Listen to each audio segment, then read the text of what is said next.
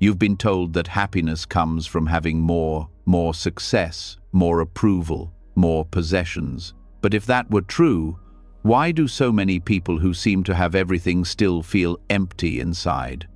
Why do you still feel restless, anxious, and caught in a cycle of overthinking? Why can't you truly enjoy the present moment? The truth is, happiness isn't something you chase, it's something you uncover from within.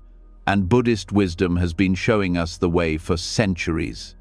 The greatest spiritual teachers, like the Buddha himself, unlocked the secret to peace and contentment, not by chasing after more, but by realizing that everything you need is already inside you. It's about seeing that nothing is missing. Tonight, as you listen to these lessons, something will shift within you. Your mind will slow down. The weight of wanting more will begin to lift. You'll start to feel a sense of calm, like the stillness that comes after a storm. Tomorrow, you'll wake up with a clearer view of the world, stronger, calmer, and fully aware that you are already complete. This isn't just another audio to fall asleep to. This is the beginning of a transformation. Are you ready? Let's begin. As you begin to listen, you'll soon realize that the feeling of something is missing isn't just a fleeting thought, it's something far deeper, something that has been built into your mindset over the years. You've been conditioned to believe that happiness lies outside of you, that fulfillment is just one more purchase, one more achievement, or one more approval away. But what if I told you that this belief is the very thing holding you back from true peace? Buddhism offers a powerful antidote to this relentless cycle of wanting more.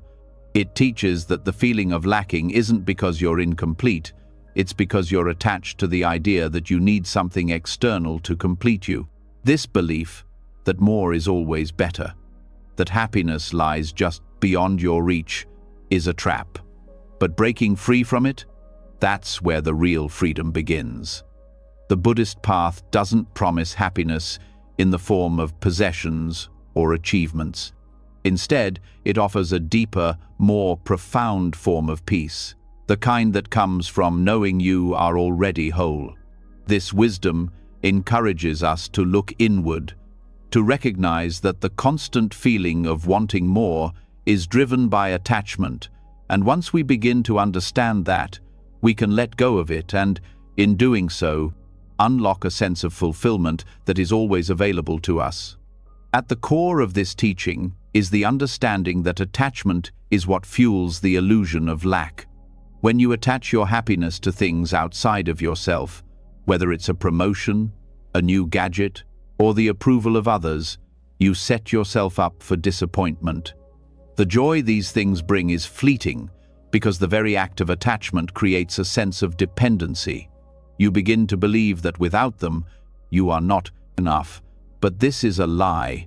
The Buddha spoke about this illusion of lack when he shared his teachings on the nature of desire and attachment.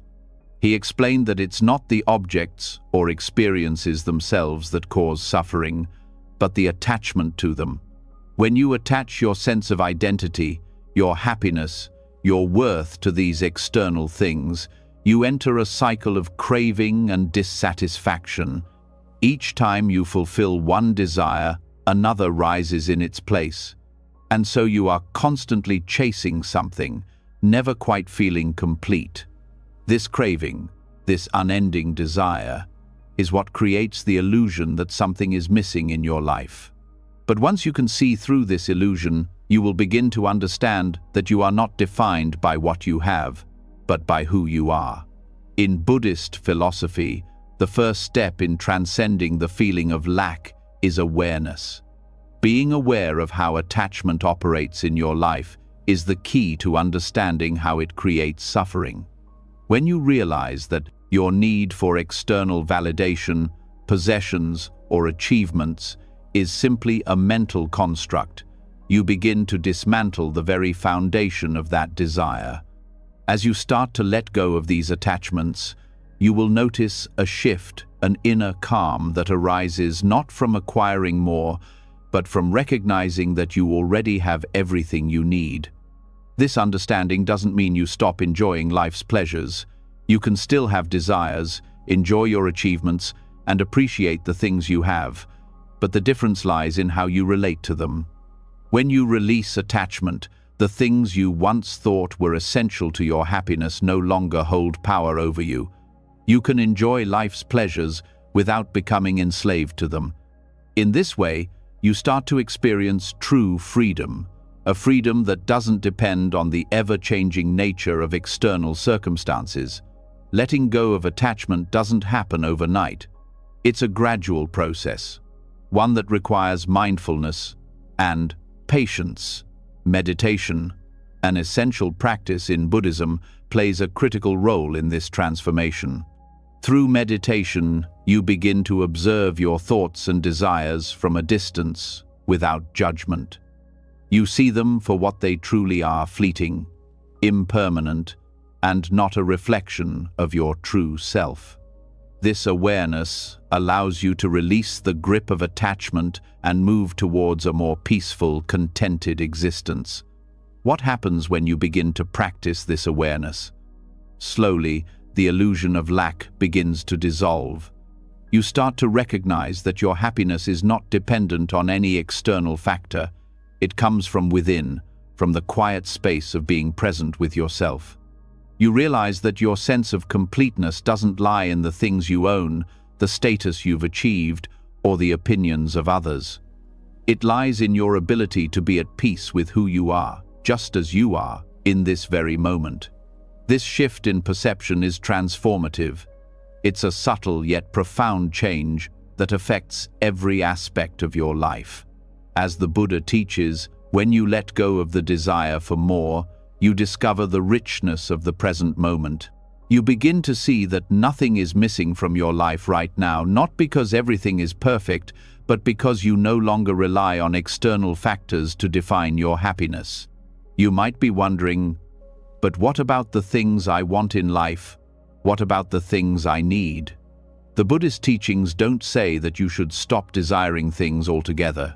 Desire is a natural part of being human. What they teach is that you should not let your desires control you. When you are attached to an outcome, whether it's a possession, a relationship, or a goal, you set yourself up for suffering. When you let go of that attachment, you open yourself up to a deeper, more fulfilling way of living. It's not about rejecting desire, but rather about understanding the impermanence of everything. Nothing in life stays the same. The things you desire today may no longer hold the same appeal tomorrow. The very nature of existence is change, and once you begin to accept this, you stop seeing life through the lens of lack and instead start to see it for what it truly is, an ever-evolving process of becoming, of growth, of experience. In Buddhism, this understanding of impermanence is key. It's not about holding on to things, whether they are physical possessions or emotional states. It's about understanding that everything is transient, that nothing lasts forever. And in that realization, you find freedom. When you no longer cling to the idea that something is missing, you begin to experience the fullness of life as it is, without the need to force it to be something else. This is the beauty of Buddhist wisdom. It offers you a new way of relating to your desires. Instead of chasing after them, trying to fill the emptiness you feel, you begin to sit with them, observe them, and understand them for what they are. You realize that happiness doesn't come from the fulfillment of desire, but from the release of it. When you stop identifying with your desires, you stop identifying with the idea that something is missing. This shift in perspective is a process of transformation. Over time, you will begin to feel lighter, more at peace, and more whole. You will no longer be running after the next thing, constantly striving for more. Instead, you will find joy in the present moment, in the simplicity of just being. This is the ultimate lesson of Buddhism. You are already whole, and nothing is missing. It's all right here, in the present moment, if only you can see it. As you continue on this journey, Remember that the process of letting go is not about force or denial. It's about gentle awareness, patience, and compassion towards yourself. The more you practice mindfulness, the more you will begin to see how attachment to external things creates suffering. And the more you understand this, the more you will experience the peace that comes from knowing you are already complete. You may feel resistance at first, and that's okay. It's normal to hold on to the things that you believe make you feel secure. But as you continue to practice, as you continue to embrace the Buddhist teachings of mindfulness and non-attachment, you'll notice that the things you once believed you needed begin to lose their power over you. You'll feel freer, lighter, and more connected to your true self. This transformation is a journey, not a destination. Every moment is an opportunity to practice, to observe, and to release. It's a gentle unfolding that happens over time, with each breath, each moment of mindfulness, and with each step you take, you will begin to see that nothing is missing from your life, not because everything is perfect, but because you no longer need perfection to feel whole. As you continue to let go of the illusion of lacking, you'll discover a new kind of richness, a richness that comes from within, a richness that is always available to you, no matter your circumstances.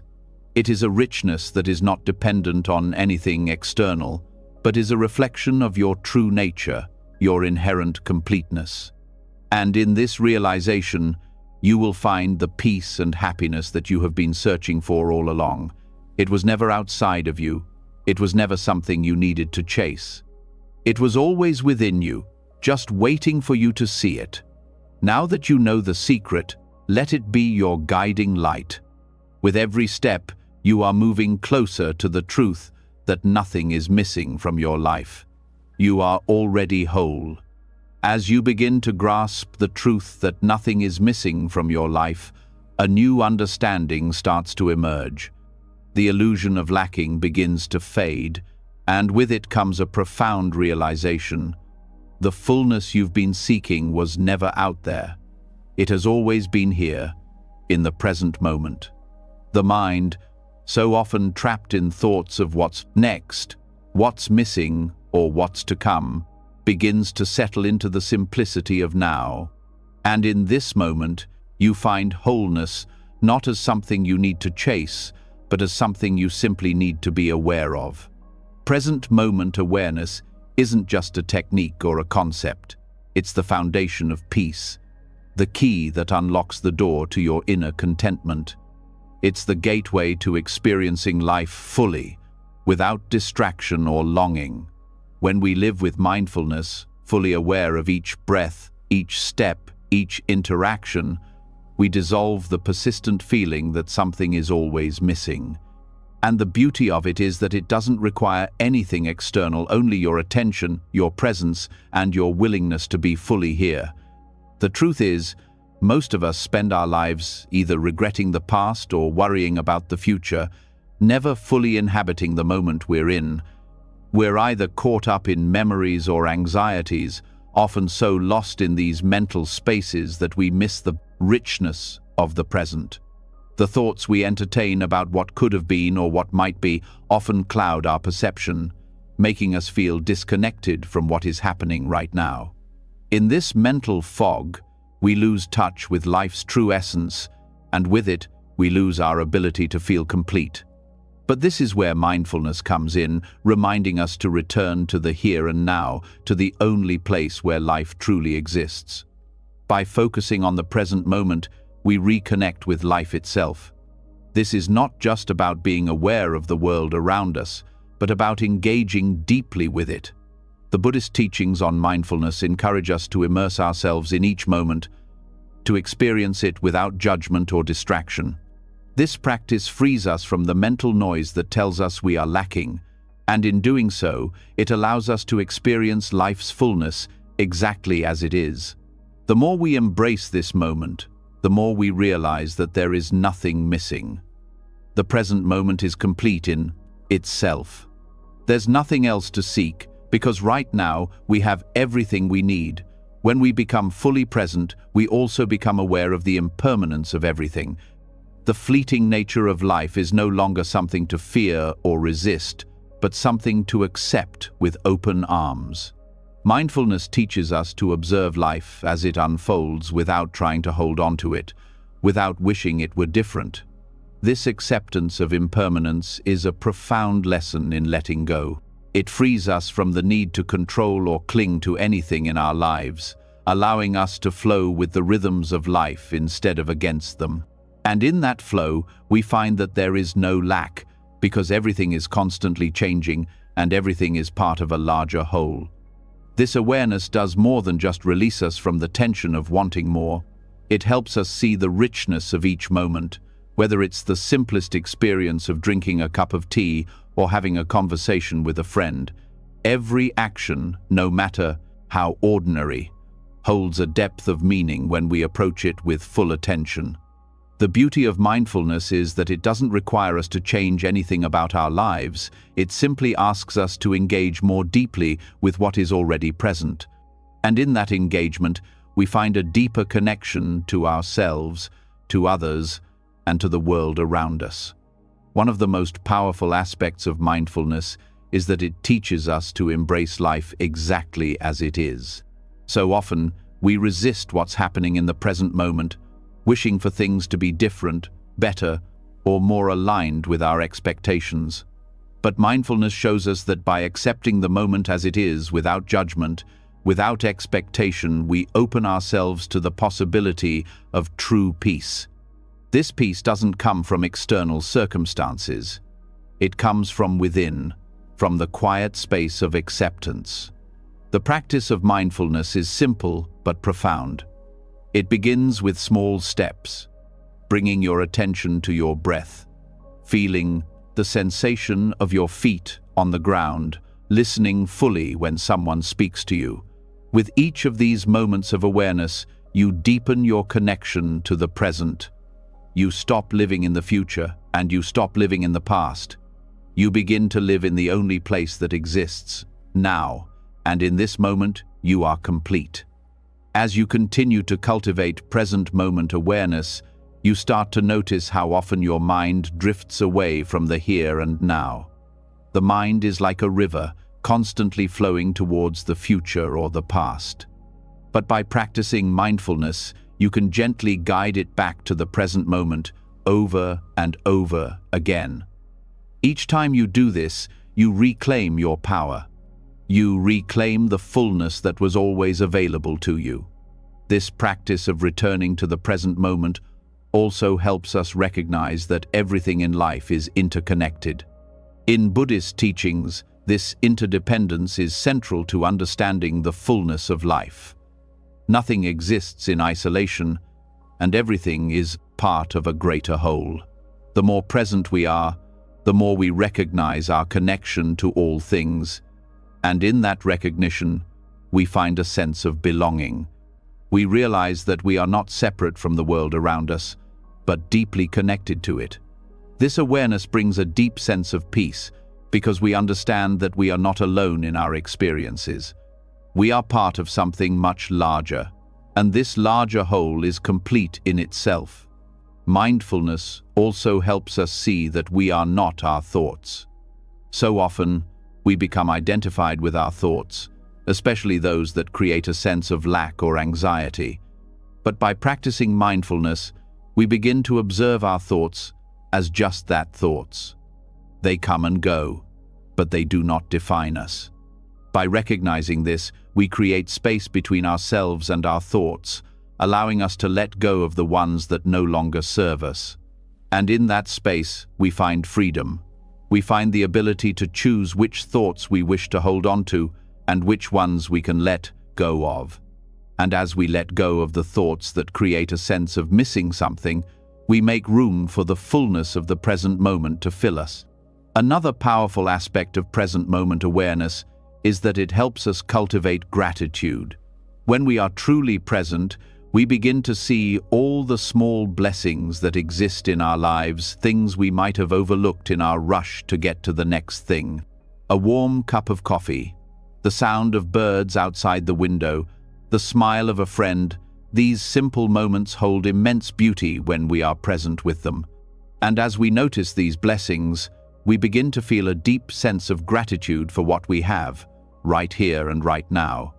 This gratitude shifts our focus away from what's missing and towards what's already abundant in our lives.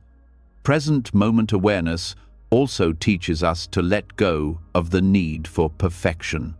So often, we believe that we are not enough, that we need to be something different, something better in order to be worthy. But mindfulness helps us see that we are already enough. There is nothing we need to change to be whole, because wholeness is found in the acceptance of the present moment. When we embrace the imperfections of life, we embrace the perfection of life itself. This acceptance allows us to experience a deeper sense of peace, because we are no longer chasing after some idealized version of ourselves or our lives. As you continue on this path of mindfulness, you may notice that the sense of lack, the feeling that something is missing, begins to fade. With each breath, each step, each moment of awareness, you become more and more attuned to the fullness that is already present in your life. You begin to see that everything you need is right here, right now. The future may still hold uncertainty, and the past may hold memories, but in this moment, you are complete. This journey of mindfulness is a lifelong practice. It's not something you achieve once and then move on from. It's a way of living, a way of being. And with each day, you'll find that you grow more and more at peace with the present moment, more and more aware of the richness that exists in your life just as it is. You will realize that nothing is missing, and in that realization, you will find the fullness of life you've been searching for. All along, it was here, waiting for you to notice. The power of present moment awareness is not a destination, it is a way of being, a state of mind that transforms your entire experience of life. When you become fully present, you awaken to the truth that everything you need is already here. You stop searching, stop chasing, and begin to simply live. And in that living, you find peace, contentment, and a sense of completeness that will carry you through every moment of your life. As you begin to experience the peace and completeness that comes with present moment awareness, a deeper truth starts to reveal itself, one that has been quietly shaping your life without you even realizing it. The idea that you are incomplete is not just an illusion caused by external circumstances or the things you think you're missing. It is also deeply tied to the ego, that part of you that constantly seeks validation, perfection, and control. As you have already seen, mindfulness allows you to experience life in its fullness, but there's another layer beneath this, the letting go of the ego. This is where true liberation lies. When you start to let go of the need to be something you're not, when you begin to accept yourself as you are, flaws and all the illusion of incompleteness begins to fade. The ego, which has convinced you that you need to be perfect, that you need to be admired, or that you need to have it all together, no longer holds the same power over you.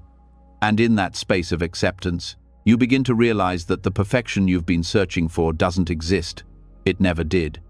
It was only a creation of the mind, a product of the ego's desire to control and maintain an image.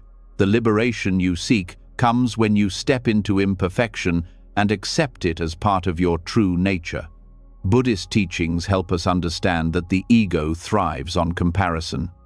It defines itself by external measures, wealth, status, accomplishments, and even the approval of others. This constant need to compare, to measure up to some idealized version of ourselves, is the root of suffering. The ego keeps you in a cycle of seeking approval and validation because it feels incomplete without it. But when you start to see this pattern, when you recognize that the ego is not your true self, you begin to experience freedom. The liberation you seek is not in changing yourself to fit some mold, but in accepting your true nature, your imperfections, and letting go of the false identity the ego has built for you. The more you practice mindfulness, the more you can observe how the ego operates. It's not something you can simply erase, but something you can understand and, over time, transcend. The ego will try to convince you that you need more to be whole, more success, more admiration, more approval. But as you let go of the need to satisfy these desires, you begin to feel lighter. You start to notice that the burden of constantly trying to measure up is not something you need to carry anymore. In the absence of the ego's demands, there is space for something much more fulfilling, a deep sense of inner peace. The Buddha spoke extensively about the nature of the self, or Atman. He taught that the self is not fixed, but is instead a fluid, ever-changing process. The ego, however, creates the illusion that you are a static, unchanging entity, needing to defend, protect, and assert itself. The more you cling to this idea of self, the more you feed the ego. But when you let go of this attachment to the self, you open up to the reality of impermanence. You begin to see that you are not defined by your achievements, your appearance, or your past. You are simply a collection of experiences, constantly shifting and evolving. Letting go of the ego is not about denying who you are, it's about understanding that the identity you've constructed is not the full picture of who you truly are. The ego limits you by convincing you that you are separate from others, that you are an individual isolated from the world around you. But Buddhism teaches that we are all interconnected, and that our sense of separateness is a construct of the mind. As you begin to shed this illusion, you will feel a deep sense of belonging to the world and to others. You no longer need to prove yourself or seek validation because you recognize that you are already whole as you are in this moment. The process of letting go of the ego is a gradual one. It starts with recognizing the ways in which the ego holds you back. This could be through feelings of jealousy, pride, or the need to compete. It may show up as a constant desire for external approval or a fear of failure. But once you begin to observe these patterns, you can begin to dismantle them. By practicing mindfulness, you can begin to see the ego for what it is, a temporary construct that doesn't define your true nature. With each moment of awareness, you begin to release your attachment to the ego, step by step. This doesn't mean you become passive or lose your sense of identity.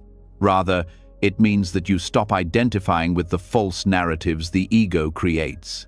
You stop seeing yourself as a collection of successes and failures, and instead, you begin to see yourself as part of the vast, interconnected whole of life.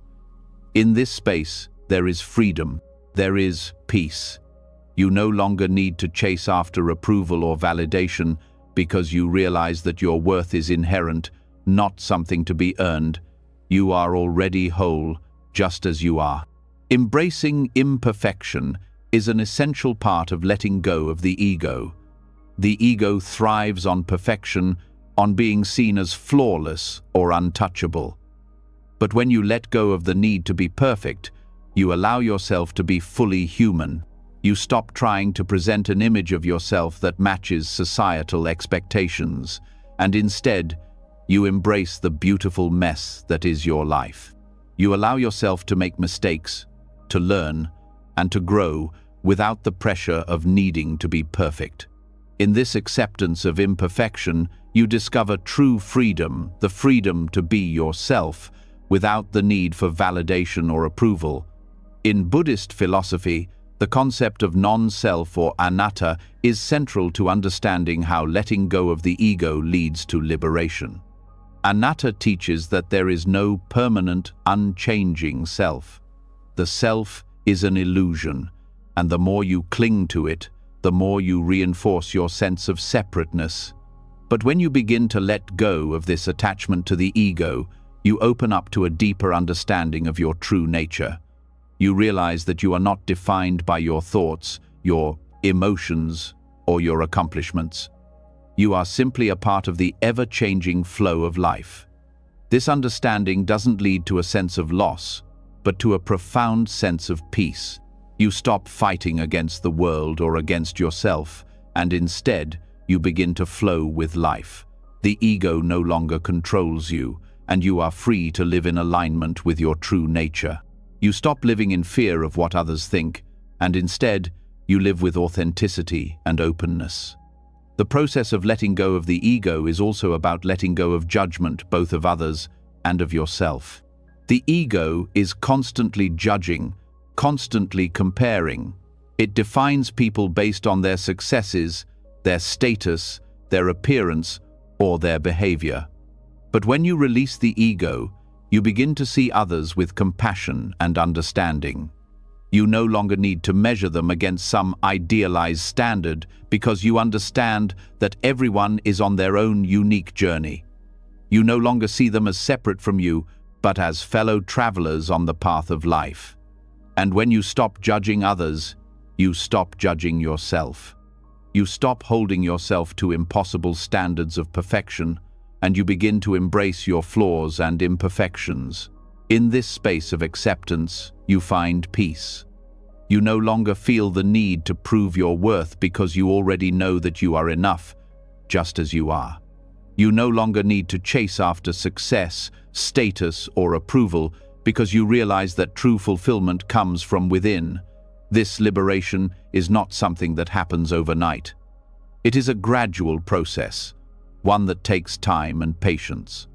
But with each moment of mindfulness, each act of self-compassion, each release of attachment, you move closer to the freedom that comes from letting go of the ego. You begin to see the truth that has always been there, that you are already whole, that you are enough, and that imperfection is not something to fear, but something to embrace. In this process, you discover that letting go of the ego doesn't diminish you, it expands you. You become more fully yourself, more connected to others, and more at peace with the world. You no longer need to prove anything, because you already know that you are enough. The ego's grip loosens, and in its place, you find liberation, the freedom to be imperfect, the freedom to be human, and the freedom to be at peace with who you are. As you begin to release the hold that the ego has on you, another powerful shift takes place, one that deepens your understanding of freedom. It's a subtle yet profound transition from the grasp of external forces to the profound peace found within. This shift, this freedom, comes through non-attachment. It's not just about letting go of things, it's about letting go of the expectations and desires that keep you tied to outcomes and approval. When you free yourself from attachment, you no longer seek validation from the world around you. Instead, you find a deep sense of fulfillment that exists entirely within. The freedom of non-attachment doesn't mean abandoning your desires or your goals. It doesn't mean you stop caring about your loved ones, your work, or your aspirations. Instead, it means releasing the need to cling to them, the need to have them in order to feel whole. It means you can pursue your dreams, love deeply, and engage fully in life, but without the desperation that comes from believing that your happiness depends on achieving these things. Non-attachment teaches you to approach life with openness, to love without holding on, and to experience the world without trying to control it. When you are attached to outcomes, whether they are big or small, you are setting yourself up for a cycle of frustration and disappointment. Why? Because life, by its very nature, is unpredictable. The things we desire, the people we depend on, the circumstances we hope for, none of these are guaranteed. When we place all of our happiness on a future event or a specific outcome, we live in constant anxiety, always waiting for the next thing to bring us peace. Non-attachment frees us from this cycle. It teaches us to release the tight grip we have on life and to flow with it instead of resisting it. Buddhist teachings explain that attachment comes from a deep-seated desire for permanence in an impermanent world. We want things to stay the same. We want to control our experiences. But when we release this desire, we begin to understand the true nature of life, its ever-changing, fleeting nature. This doesn't make life any less valuable.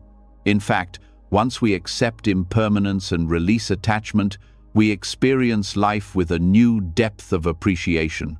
We no longer cling to the idea that we can hold on to moments forever. Instead, we savor them as they come, knowing that they are precious precisely because they are temporary. When you practice non-attachment, you stop living in the future or the past. You stop basing your happiness on the idea that something else needs to happen before you can be at peace. You learn to embrace the present moment as it is, without adding layers of expectation or judgment. You stop seeking happiness outside yourself, and you begin to see that everything you need is already within. Non-attachment is about freedom from the desire to control your life, your relationships, or your environment. When you let go of the need for control, you open yourself up to the possibility of a much deeper peace, one that isn't dependent on circumstances. This freedom isn't just mental, it's emotional too. The more you release your attachment to people and outcomes, the more you allow yourself to experience life with an open heart. You stop looking for people to complete you, and instead, you learn to find fulfillment within yourself. Relationships become a source of joy rather than neediness, and you find that love grows more when it's free from expectations. Non-attachment to people doesn't mean detaching from love or affection. Rather, it means loving without dependence, without expecting anything in return. This is one of the deepest forms of freedom you can experience. In Buddhist practice, non-attachment is closely tied to the concept of letting go. Letting go doesn't mean you forget or abandon. It means you release your emotional and mental hold on something or someone. It means you accept that you cannot control everything in life, and that peace comes from surrendering to the flow of existence. This release is not a sign of weakness, it's a sign of inner strength. Letting go allows you to fully experience life without the burden of expectation or fear of loss. And, in that space, you discover that everything you need to be complete is already inside you. When you begin to let go of attachment, you notice something remarkable happens. The pressure to be or do something specific diminishes. You no longer feel the weight of needing to prove yourself. You stop measuring your worth against external standards. Instead, you find a deep sense of fulfillment in simply being. This doesn't mean you stop striving or working toward your goals, but the energy with which you approach life shifts. You no longer act out of desperation or fear of not measuring up. You act out of a place of calm and inner security, knowing that your worth isn't determined by any outcome. This freedom from attachment also transforms how you deal with failure or disappointment. Instead of viewing these experiences as devastating setbacks, you see them as opportunities for growth. Non-attachment helps you navigate life's challenges with resilience. You understand that failure is not the end of the road, but rather a natural part of the process. When you're no longer attached to a specific outcome, you're able to embrace life's unpredictability and trust that everything is unfolding exactly as it should. One of the most profound ways non-attachment impacts our lives is in how we relate to our own desires. Often, we are driven by a need to fulfill our desires, to accumulate more, to reach higher, to prove something. But non-attachment teaches us to examine our desires, to question whether they are truly aligned with our highest good or whether they are simply distractions, feeding into the ego's need for validation. When we let go of the attachment to external desires, we create space for a deeper, more authentic sense of fulfillment, one that is not dictated by society's standards or by our ego's demands. In this way, we begin to live in harmony with ourselves, free from the constant pressure of needing more. The beauty of non-attachment is that it doesn't require you to let go of your passions, your dreams, or your ambitions. It simply asks you to let go of the need to control how these things unfold. It's about releasing the emotional and mental grip on the future, the need to make things happen in a particular way, and trusting in the natural unfolding of life. Non-attachment allows you to move through life with an open heart, embracing what comes without fear, without resistance. You still strive, but you do so with a sense of ease, knowing that the process is just as important as the outcome. When you let go of the attachment to outcomes, you create room for joy in the process itself. You stop rushing toward the next thing, and instead, you savor the journey. Non-attachment teaches you that there is fulfillment in every step you take, not just in reaching a particular destination.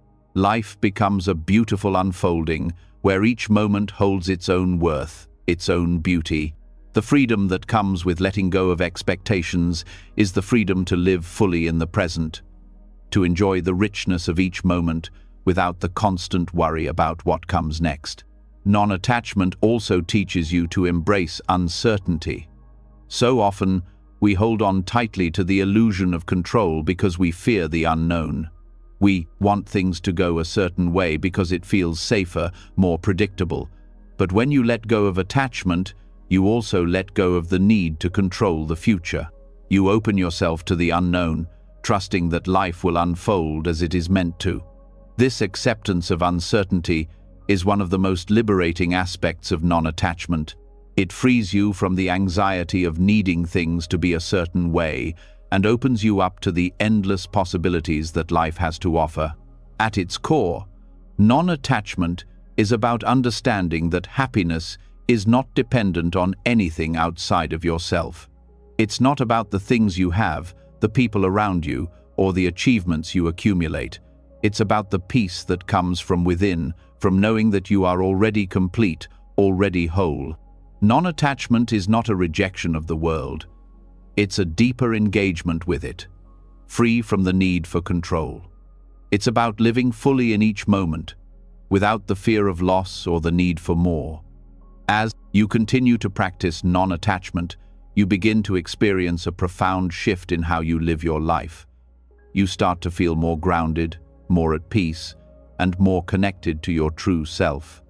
You stop seeking fulfillment outside of yourself, and instead, you begin to realize that everything you need is already within you. This is the true freedom that non-attachment offers. The freedom to be fully yourself, to live without fear or expectation, and to experience life as it is, without the burden of attachment to outcomes. As you begin to experience the profound freedom that comes from letting go of attachments, a new possibility emerges. You start to realize that contentment doesn't come from acquiring more, from reaching a new milestone, or from meeting external expectations. Contentment is not something you stumble upon by chance. It is a practice, a way of being that grows within.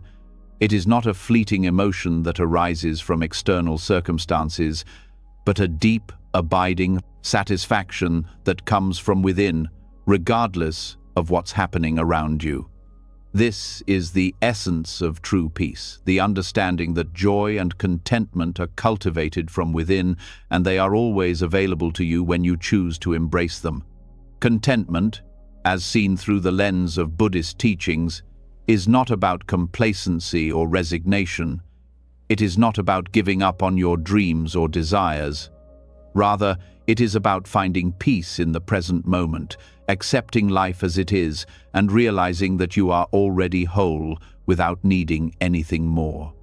In a world that constantly tells us to strive, to achieve, and to acquire, this understanding of contentment may feel like a radical shift, but it is, in fact, the path to lasting happiness. The Buddha's teachings on contentment are deeply rooted in mindfulness and gratitude. They invite us to recognize the richness of life in its simplest forms. So often, we chase after happiness by looking for it outside of ourselves, believing that we need something more possessions, more success, more approval. But as you've seen, The true essence of contentment doesn't rely on external circumstances. It is found in the present moment, in fully experiencing what's in front of you, and in cultivating a deep sense of appreciation for what you already have.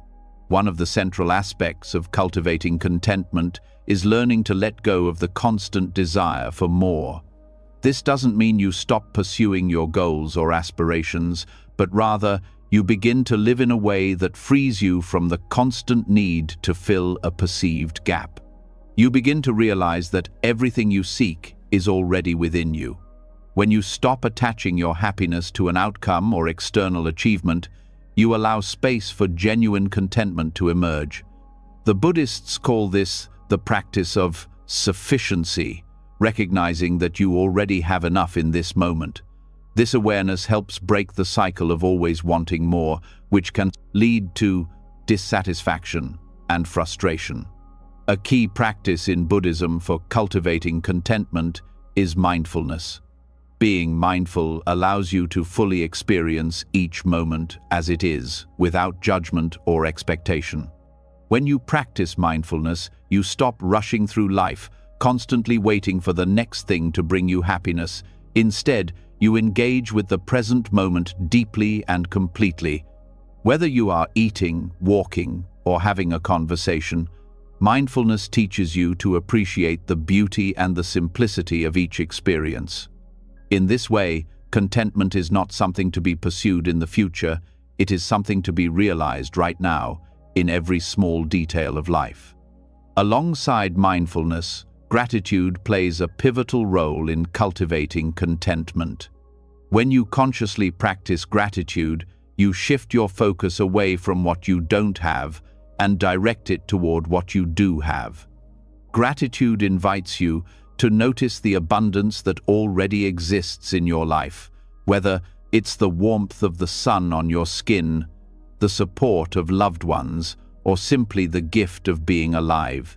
This practice of appreciation is not about ignoring life's challenges, but rather about finding the good in every situation, no matter how small. By focusing on what you are grateful for, you naturally shift your mindset away from scarcity and towards abundance. And in this shift, contentment naturally arises. Contentment also involves a deep acceptance of what is, rather than a constant desire for things to be different. We often find ourselves frustrated when life doesn't go as planned, when things don't turn out the way we hoped, or when we face challenges. But Buddhism teaches that true contentment comes when we let go of our attachment to how life should be, and instead embrace how life is. This acceptance of reality without judgment or resistance frees us from the suffering that comes from trying to control things beyond our power. The practice of acceptance does not mean passivity. It means acknowledging life as it is and finding peace within it. It means accepting that change is inevitable, that things may not always go your way, but trusting that every experience, good or bad, is an opportunity for growth. In addition to mindfulness, gratitude, and acceptance, the Buddhist concept of equanimity is also essential for cultivating contentment. Equanimity refers to the ability to remain balanced and calm, no matter what life presents. It is the art of maintaining inner peace, regardless of external circumstances. Equanimity allows you to experience joy without becoming overly attached to it, and to face difficulties without being thrown off balance. This practice of emotional stability frees you from the roller coaster of fluctuating emotions, and instead, you learn to remain grounded in the knowledge that everything, whether good or bad, is temporary. With equanimity, you stop letting external events dictate your internal state, and instead, you choose to remain peaceful and centered. Cultivating contentment is also about releasing the need to compare yourself to others. So much of our dissatisfaction comes from the tendency to measure ourselves against the success, possessions, or happiness of others. Social media, for example, often presents an idealized version of life, which can lead us to feel that we are lacking in some way. But the truth is, comparison always leads to suffering. It either makes us feel superior or inferior, neither of which leads to peace. When you stop comparing yourself to others and start embracing your unique journey, you begin to realize that your worth is not defined by anyone else's life. Contentment comes when you stop looking outside for validation and start appreciating the path you are on exactly as it is. Another vital component of contentment in Buddhism is the understanding of impermanence. Everything in life is in constant flux. Nothing lasts forever. Relationships, success, possessions, feelings, all are temporary. When we understand this, we begin to let go of the need to hold on to anything too tightly. We accept that all things will change, and in that acceptance, we find peace. This awareness of impermanence helps us to appreciate the present moment more fully, because we know that it will pass, just as all moments do. By recognizing that nothing is permanent, we learn to enjoy life for what it is, without clinging to it. This is a key practice in finding contentment. Buddhism teaches us that contentment is not a destination, but a journey. It is a practice that requires continual cultivation and a willingness to look inward. It is about finding satisfaction in each moment, no matter how simple, and realizing that the key to happiness lies not in obtaining more, but in accepting what is already here. As you continue to embrace the Buddhist principles of mindfulness, gratitude, and acceptance, you will find that contentment becomes more natural. You will stop looking for happiness in external circumstances, and instead, you will start to see that it was always within you. Ultimately, contentment is about realizing that you are enough. You do not need to change, to acquire, or to achieve in order to find peace. You already have everything you need. It's a way of living that invites you to embrace life exactly as it is, to find beauty in every moment, and to trust that joy is not something you must chase, it is something you can cultivate from within. With each practice of mindfulness, each expression of gratitude, and each moment of acceptance, contentment grows deeper and deeper, and you begin to experience life as a beautiful unfolding, exactly as it should be. As you continue on this journey of cultivating contentment, you begin to realize that there is something deeper at play, a truth that quietly underlies every moment of mindfulness. In the search for fulfillment, we often find ourselves looking outside for the answers, believing that happiness, peace, or purpose lies in the things we do or acquire. Yet, as you've already experienced, true fulfillment doesn't come from seeking, it comes from being. When we stop searching outside ourselves and begin to tune into the quiet presence of the here and now, we discover that everything we seek, joy, peace, love, purpose, has always been inside us. This shift, from a life of seeking to a life of being, is the mindful path to fulfillment. The key to understanding this transformation lies in the practice of mindfulness. At its core, mindfulness is the art of being fully present in the moment. It is the ability to experience life as it unfolds, without the constant distraction of the past or future. This practice teaches us to stop chasing after external sources of happiness or fulfillment, and instead recognize that everything we need is already within us. The more we engage with life in this way, the more we uncover a deep sense of contentment, wholeness that is independent of our circumstances. The life of seeking is one that constantly strives for more. It is a life focused on what is missing, on what needs to be attained. We spend our time pursuing success, approval, possessions, and experiences, hoping that each new achievement will finally bring us the fulfillment we desire. Yet, even when we get what we want, the satisfaction is often short-lived, and we find ourselves searching again. The cycle continues, seeking, attaining, and then seeking once more until we are exhausted, never fully satisfied. This endless chase keeps us stuck in a pattern of dissatisfaction because the truth is, no external thing can provide lasting fulfillment. But mindfulness offers a different path. It teaches us that fulfillment is not something to be obtained. Instead, it is something to be realized. When we practice mindfulness, we begin to connect with the present moment, with ourselves, and with the world around us. In that connection, we begin to feel a sense of wholeness that doesn't depend on anything external. We realize that everything we are seeking is already inside of us, waiting to be discovered. The practice of mindfulness helps us peel away the layers of distraction, expectation, and desire that cloud our perception, allowing us to see clearly that true fulfillment is not something to be earned, but something to be experienced in each moment. This shift from seeking to being is not a one-time event, but a continuous process. It requires consistent mindfulness and self-awareness. As you cultivate mindfulness, you start to notice how often you look for happiness outside of yourself.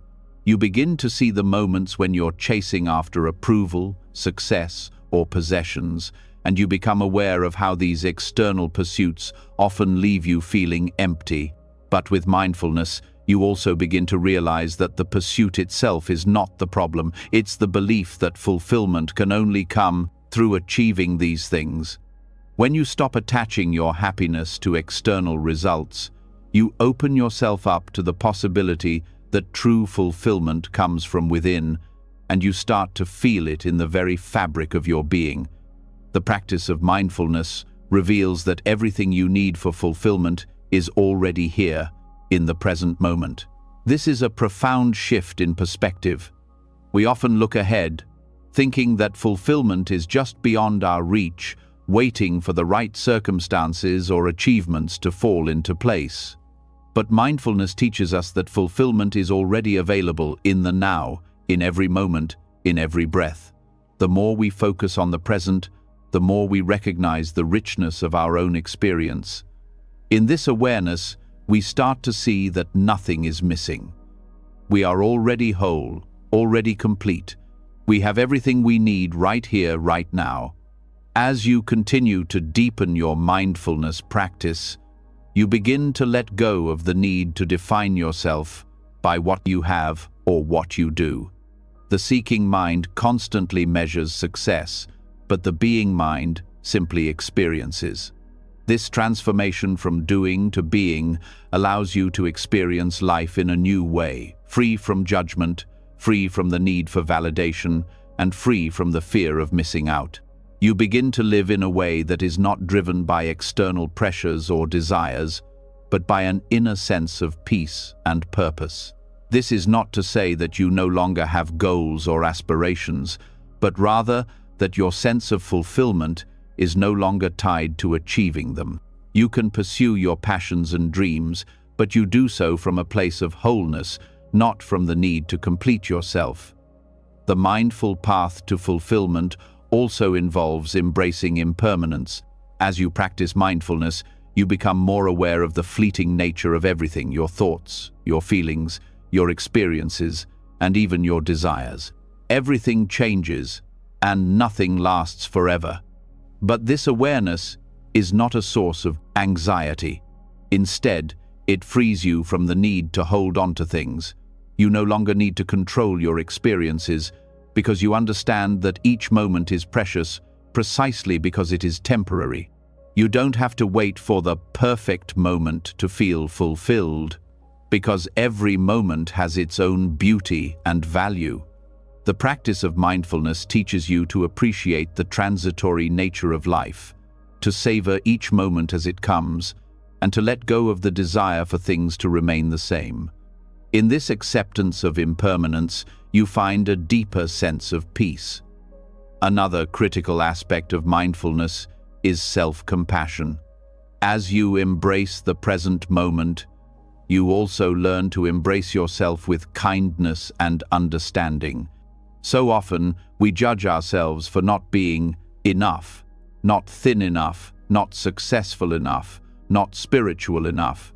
These judgments keep us trapped in the cycle of seeking, But mindfulness teaches us to treat ourselves with the same compassion we would offer a dear friend. When we stop judging ourselves and start accepting ourselves as we are, we open the door to true fulfillment. We realize that we are worthy of love, peace, and happiness, not because of what we do or achieve, but simply because we are. This practice of self-compassion naturally leads to a deeper sense of connection with others. As you become more mindful of your own experience, you also become more attuned to the experiences of those around you. You begin to see others not as competitors or sources of validation, but as fellow travelers on the journey of life. This sense of connection brings a profound sense of fulfillment because you no longer feel isolated or alone in your struggles. You realize that we are all part of the same human experience, and that the joy and fulfillment you seek can be found in the shared moments of life. The mindful path to fulfillment also teaches us to let go of our attachment to outcomes. So often, we tie our happiness to the belief that we must reach a certain destination, whether it's a career goal, a financial target, or a personal achievement. But mindfulness teaches us that happiness is not dependent on any particular result. True fulfillment comes from the process, from engaging fully with each moment, regardless of the outcome. When we let go of our attachment to results, we free ourselves from the pressure of needing to succeed. We can engage with life without fear of failure, knowing that the experience itself is the reward. This shift in perspective is one of the most liberating aspects of mindfulness. The mindful path to fulfillment is not about becoming someone you are not. It is about embracing who you are, exactly as you are, and realizing that everything you need to feel whole is already within you. This is the core of mindfulness. The recognition that fulfillment is not something you need to chase, but something you can experience in each moment. As you continue on this path, you will find that life becomes less about striving and more about being. You will experience each moment with greater clarity, peace, and joy. And you will realize that true fulfillment is not found in achieving more, but in simply being present with what is. In every breath, every thought, every action, you will begin to discover that fulfillment is not something to be sought outside of you, but something to be experienced right here, right now. And as you deepen your mindfulness practice, you will uncover a sense of wholeness that is not dependent on circumstances, achievements, or the approval of others. It is the deep understanding that you are already complete and that everything you seek is already within you. This is the transformative power of mindfulness, a power that leads to a life of fulfillment, not through seeking, but through being. As you continue on this path of self-discovery, you start to understand a profound truth that reshapes everything you thought you knew about fulfillment. So far, you've learned that happiness doesn't come from external achievements or possessions, but rather from within, from embracing the present moment and cultivating mindfulness. Now, there's an even deeper layer to explore, one that reveals how everything you need for a truly fulfilling life is already right here, in your relationships, in your surroundings, in the very fabric of your existence. This truth is rooted in the Buddhist teaching of interdependence, the understanding that everything in the universe is interconnected, and that our happiness and fulfillment arise from this vast web of relationships. The concept of interdependence is at the heart of Buddhist philosophy. It suggests that nothing exists in isolation. Everything, our thoughts, actions, emotions, and even the world around us is connected in ways we may not always see, but are always felt. This interconnectedness means that we are never truly separate from the world we inhabit. Each moment, each person, and every experience is part of the larger whole that contributes to our sense of fulfillment. When you begin to realize this, you understand that the sense of lacking, the feeling that you are incomplete, is based on the illusion of separation. The truth is, you are not alone in your journey. You are deeply connected to everything around you. This realization of interdependence doesn't just change how you view the world, it changes how you experience it. When you see that everything is connected, you begin to appreciate the small things you once took for granted. You notice how your actions, however small, impact the world around you. You see how your relationships, your environment, and even the people you meet in passing are part of the greater network of life that supports and nourishes you. It is through these connections that fulfillment becomes possible. You are not alone in seeking happiness. It is embedded in the very structure of existence itself. Buddhism teaches that when we understand interdependence, we begin to see that all things are in constant flow. We are not static beings, but part of a dynamic, interconnected web. The things we need, love, support, growth, peace, are not separate from us, but present in the world around us, waiting to be noticed and embraced. Everything we need to feel fulfilled is already here, embedded in our relationships, our environment, and the world itself. Fulfillment is not something we need to chase, it's something we need to recognize in the connections we already have. One of the most powerful aspects of interdependence is that it frees us from the idea of self-sufficiency. The modern world often encourages us to believe that we must be independent, that we must do everything on our own to succeed or be fulfilled. This belief leads to isolation and exhaustion. But the Buddhist view of interdependence teaches us that we are not meant to do everything by ourselves. We are meant to live in relationship with others, to support and be supported, to give and receive in a natural, balanced flow. The more we recognize this interconnectedness, the more we realize that true fulfillment comes not from self-reliance, but from embracing the support and connection that life offers us. This interdependence doesn't just apply to our relationships with others, it extends to everything around us, the natural world, the things we use in our daily lives, and even the thoughts and emotions we experience. Everything is part of the same vast web of existence, and our happiness is nourished by the relationships we have with all things. When we recognize that we are not separate from the world, we begin to see how everything we need is already present. The earth provides for us, the people around us offer us companionship and wisdom, and our own minds and hearts hold the potential for growth and transformation. Understanding interdependence also leads us to a more compassionate and mindful way of living. When you realize that everything is connected, you begin to treat others with more care and respect.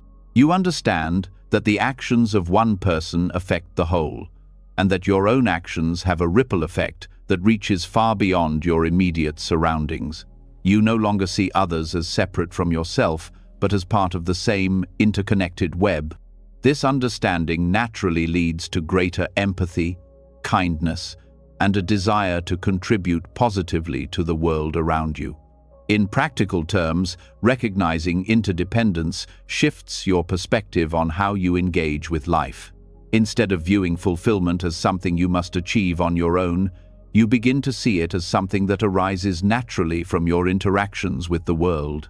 The people in your life, the experiences you encounter, and even the simple moments of daily life are all opportunities to connect and find fulfillment. You no longer need to chase after external markers of success because you begin to see that fulfillment is found in the connections you nurture, the care you give, and the moments of presence you share. This shift in perspective is profound. It changes how you approach your relationships, your work, and your life's purpose. When you recognize the interconnectedness of all things, you begin to see that every moment is an opportunity for fulfillment. It's not about waiting for something to happen or seeking something outside of yourself. It's about opening your eyes to the abundance that already exists in the form of the people, experiences, and relationships that surround you. You start to realize that everything you need is already here, already available, waiting for you to acknowledge it. The teachings of interdependence also help us understand the nature of suffering. Often, we experience suffering because we believe we are isolated, that we are alone in our struggles. We feel separate from others, and as a result, we feel disconnected from the support and compassion available to us. But when we understand interdependence, we begin to see that our suffering is not separate from the world. It is part of the shared human experience. Our struggles are not isolated events, they are part of the larger flow of life. And in recognizing this, we also recognize that our healing, our peace, and our fulfillment are part of that same flow. Just as we are connected in our suffering, so too are we connected in our joy. In Buddhist teachings, this interconnectedness is often described as dependent origination, the idea that everything arises in dependence upon other factors. Nothing exists in isolation, and everything is interrelated. Our happiness, our fulfillment, and our suffering all arise in relation to the world around us. When we realize this, we stop seeing ourselves as separate entities struggling to survive. We begin to see ourselves as part of the vast, interwoven fabric of existence. And in doing so, we find the support and connection that leads to true fulfillment. This understanding also leads us to a deeper appreciation of the present moment. When you realize that everything is interconnected, you begin to see how every experience, no matter how small, is a part of a larger whole. Each moment is not isolated. It is part of a continuous flow of cause and effect. The more present you are, the more you can see the interconnectedness of all things, and the more you begin to appreciate the richness of life as it unfolds. You no longer need to search for fulfillment, because you begin to realize that it is already present in the very fabric of your existence. As you continue to explore the teachings of interdependence, you start to see that fulfillment is not something you can force or control. It arises naturally when you recognize your connection to everything around you. The more you embrace this interconnectedness, the more you experience a sense of wholeness and peace. You realize that you are never alone in your journey, that everything you need for fulfillment is already here, in the relationships you nurture, the environment you inhabit, and the experiences that shape your life. This realization brings with it a deep sense of gratitude. You begin to appreciate the people in your life, the moments of connection, and the opportunities for growth that come your way. You recognize that fulfillment is not something you need to chase or acquire. It is something that naturally arises from the web of connections that make up your life. When you live with this awareness, every moment becomes an opportunity for fulfillment.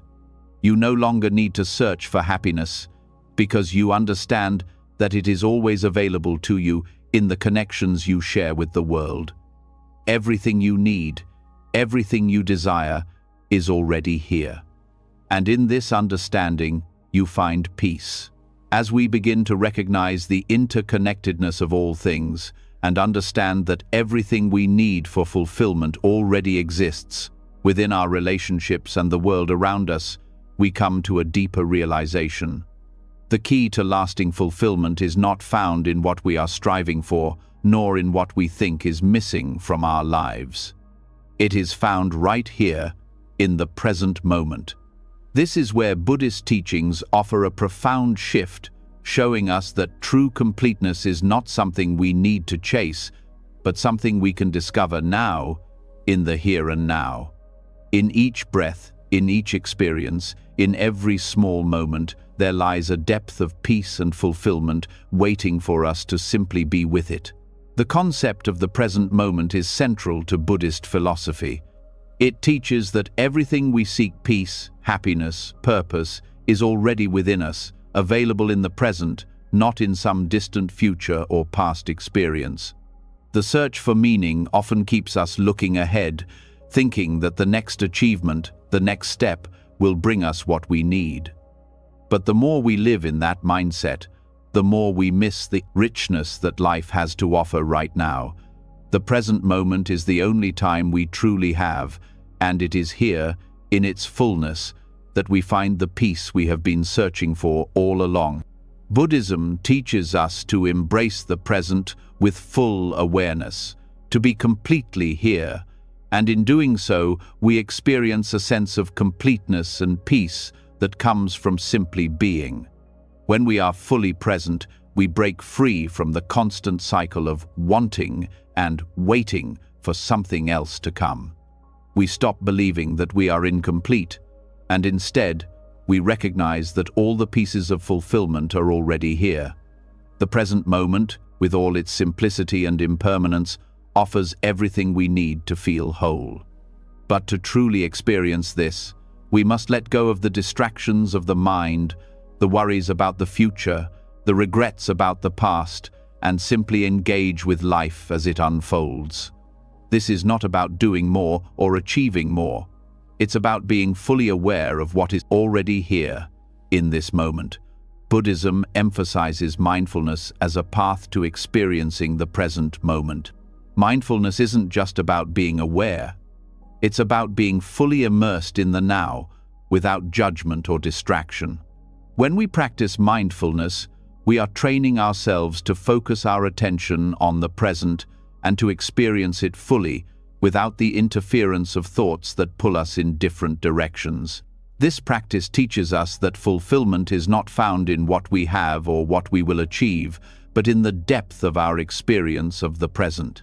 Every moment is an opportunity to tap into this deep sense of presence, and in that presence, we find completeness. One of the most powerful aspects of embracing the present moment is realizing that nothing is missing when we are fully here. Our minds often trick us into believing that we need something more success, more love, more possessions to be happy.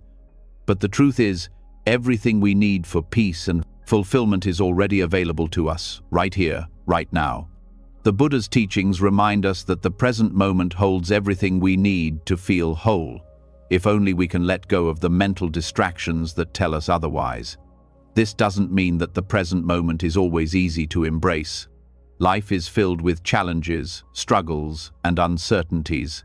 But Buddhism teaches us that these moments are part of the present too, and by accepting them as they are, without resistance or judgment, we find peace.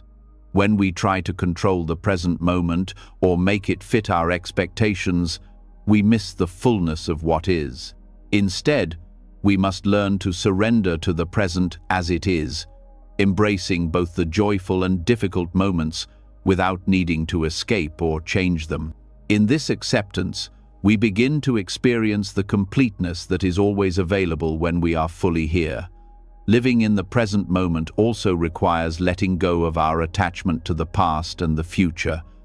Our past experiences, both positive and negative, often shape how we view ourselves and the world. We may hold on to past mistakes or successes, letting them define us. Similarly, we often live in the future, constantly planning, worrying, or hoping for something better. But both the past and future are illusions. They are not real in the way that the present moment is. By releasing our attachment to what was and what could be, we open ourselves to the richness of the now. The present moment is where life is happening. It is where we can find peace, connection, and fulfillment, but only if we are willing to be present with it. This practice of being fully present also helps us cultivate a sense of gratitude. When we are mindful, we begin to notice the small things that we often overlook: the warmth of the sun, the sound of a bird singing, the comfort of a kind word. These simple experiences are full of beauty and richness, but we often miss them because our minds are preoccupied with the past or the future. When we embrace the present, we begin to see the abundance of life as it is, and this recognition naturally brings us a sense of gratitude. We begin to appreciate the moments that make up our lives, and in that appreciation, we find fulfillment. Living fully in the present also teaches us to embrace impermanence. One of the core teachings of Buddhism is the idea that everything is transient, nothing lasts forever. This truth is often unsettling as we desire stability and permanence. But when we truly accept impermanence, we begin to see the beauty in change. Every moment is unique, and in its fleeting nature, it becomes even more precious. When we embrace impermanence, we stop holding on to things, trying to make them last, and instead, we learn to experience them fully while they are here. This acceptance of the transient nature of life allows us to find peace in the present, knowing that everything, whether joyful or painful, is part of the flow of life. This understanding of impermanence also frees us from the fear of loss. We often fear losing things, people, experiences, even our own youth. But when we embrace impermanence, we realize that loss is simply part of the natural flow of life. We don't need to hold on to things in order to feel secure or fulfilled, because the present moment, in its impermanence, is always offering us something new. By letting go of our attachment to what we think we need, we open ourselves up to the richness of the now, fully experiencing whatever it brings. The present moment also teaches us to be more compassionate toward ourselves and others. When we are truly present, we are no longer caught up in the judgments of the past or the anxieties about the future. We begin to see others and ourselves as we truly are, without the filters of comparison, expectation, or regret. This clarity allows us to respond to ourselves and others with greater kindness and understanding. Compassion grows naturally when we live in the present, because we are no longer distracted by the stories we tell ourselves about who we should be or who others should be. We see life as it is, and in that seeing, we are more able to extend love and kindness to ourselves and those around us. Being present also means accepting ourselves as we are, without needing to change or become something else. So often, we feel inadequate, like we are not enough, and we think that happiness will come once we change. But when we are fully present, we realize that we are already enough. In each moment, in each breath, we are complete. This acceptance of ourselves and of life as it is, in its imperfect beauty, brings a profound sense of peace. We no longer feel the need to fix or change anything. We simply experience life as it is, with all its beauty and complexity. True fulfillment comes from embracing the present moment fully. It is not something we need to chase or achieve, but something that we can realize right here, right now. When we stop looking outside of ourselves for what we think is missing, we begin to see that everything we need is already here. The present moment is the only moment we truly have, and in it we find the peace and fulfillment that we have been seeking all along. This understanding is a transformative shift, one that allows us to live with greater clarity, joy, and peace, simply by being fully present in each moment. As you deepen your understanding of the present moment and embrace the fullness of life as it is, another essential realization begins to take shape, one that challenges our usual perception of what is missing. It's a realization rooted in the Buddhist concept of impermanence, the understanding that everything changes, that nothing stays the same, and that nothing is ever truly lost.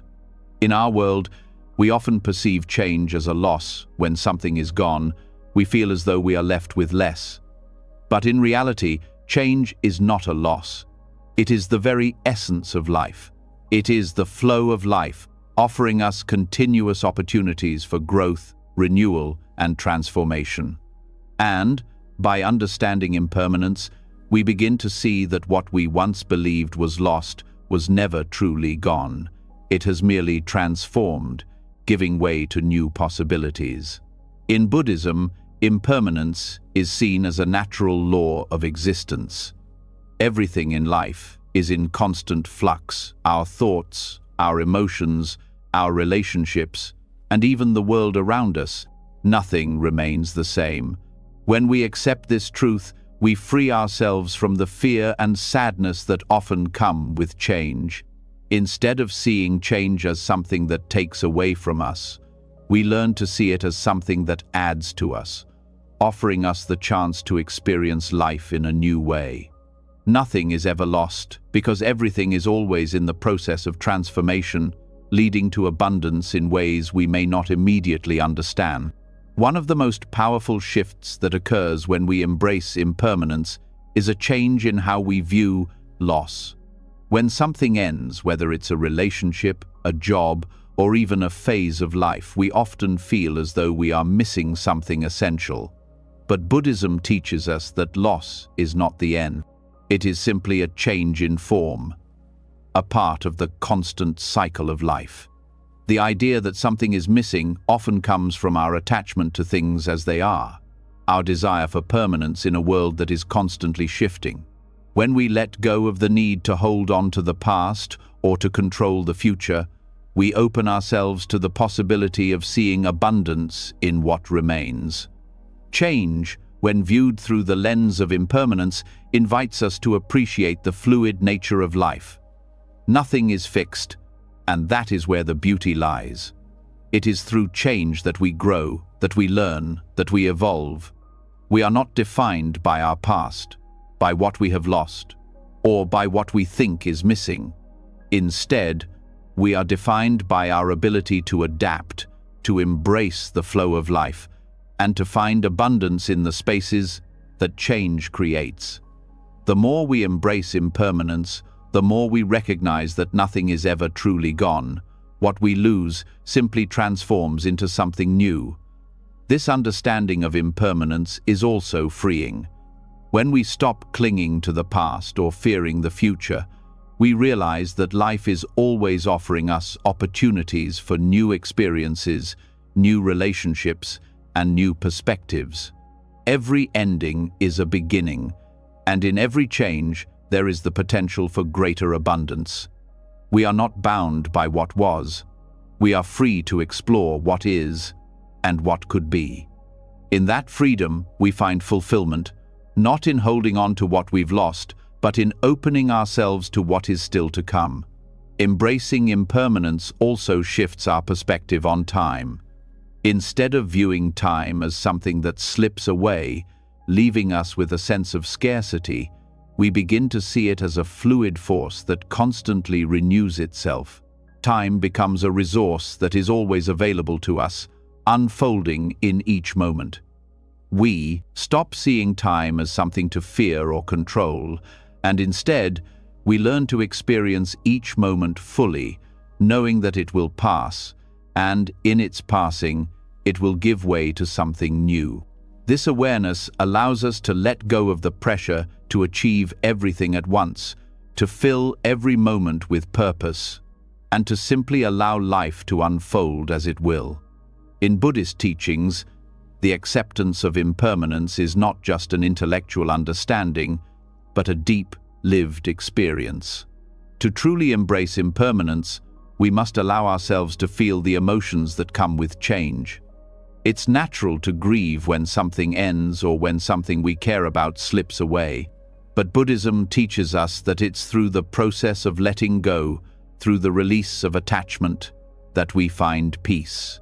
Change is inevitable, but our ability to accept it with grace and awareness is what allows us to see the abundance in what remains.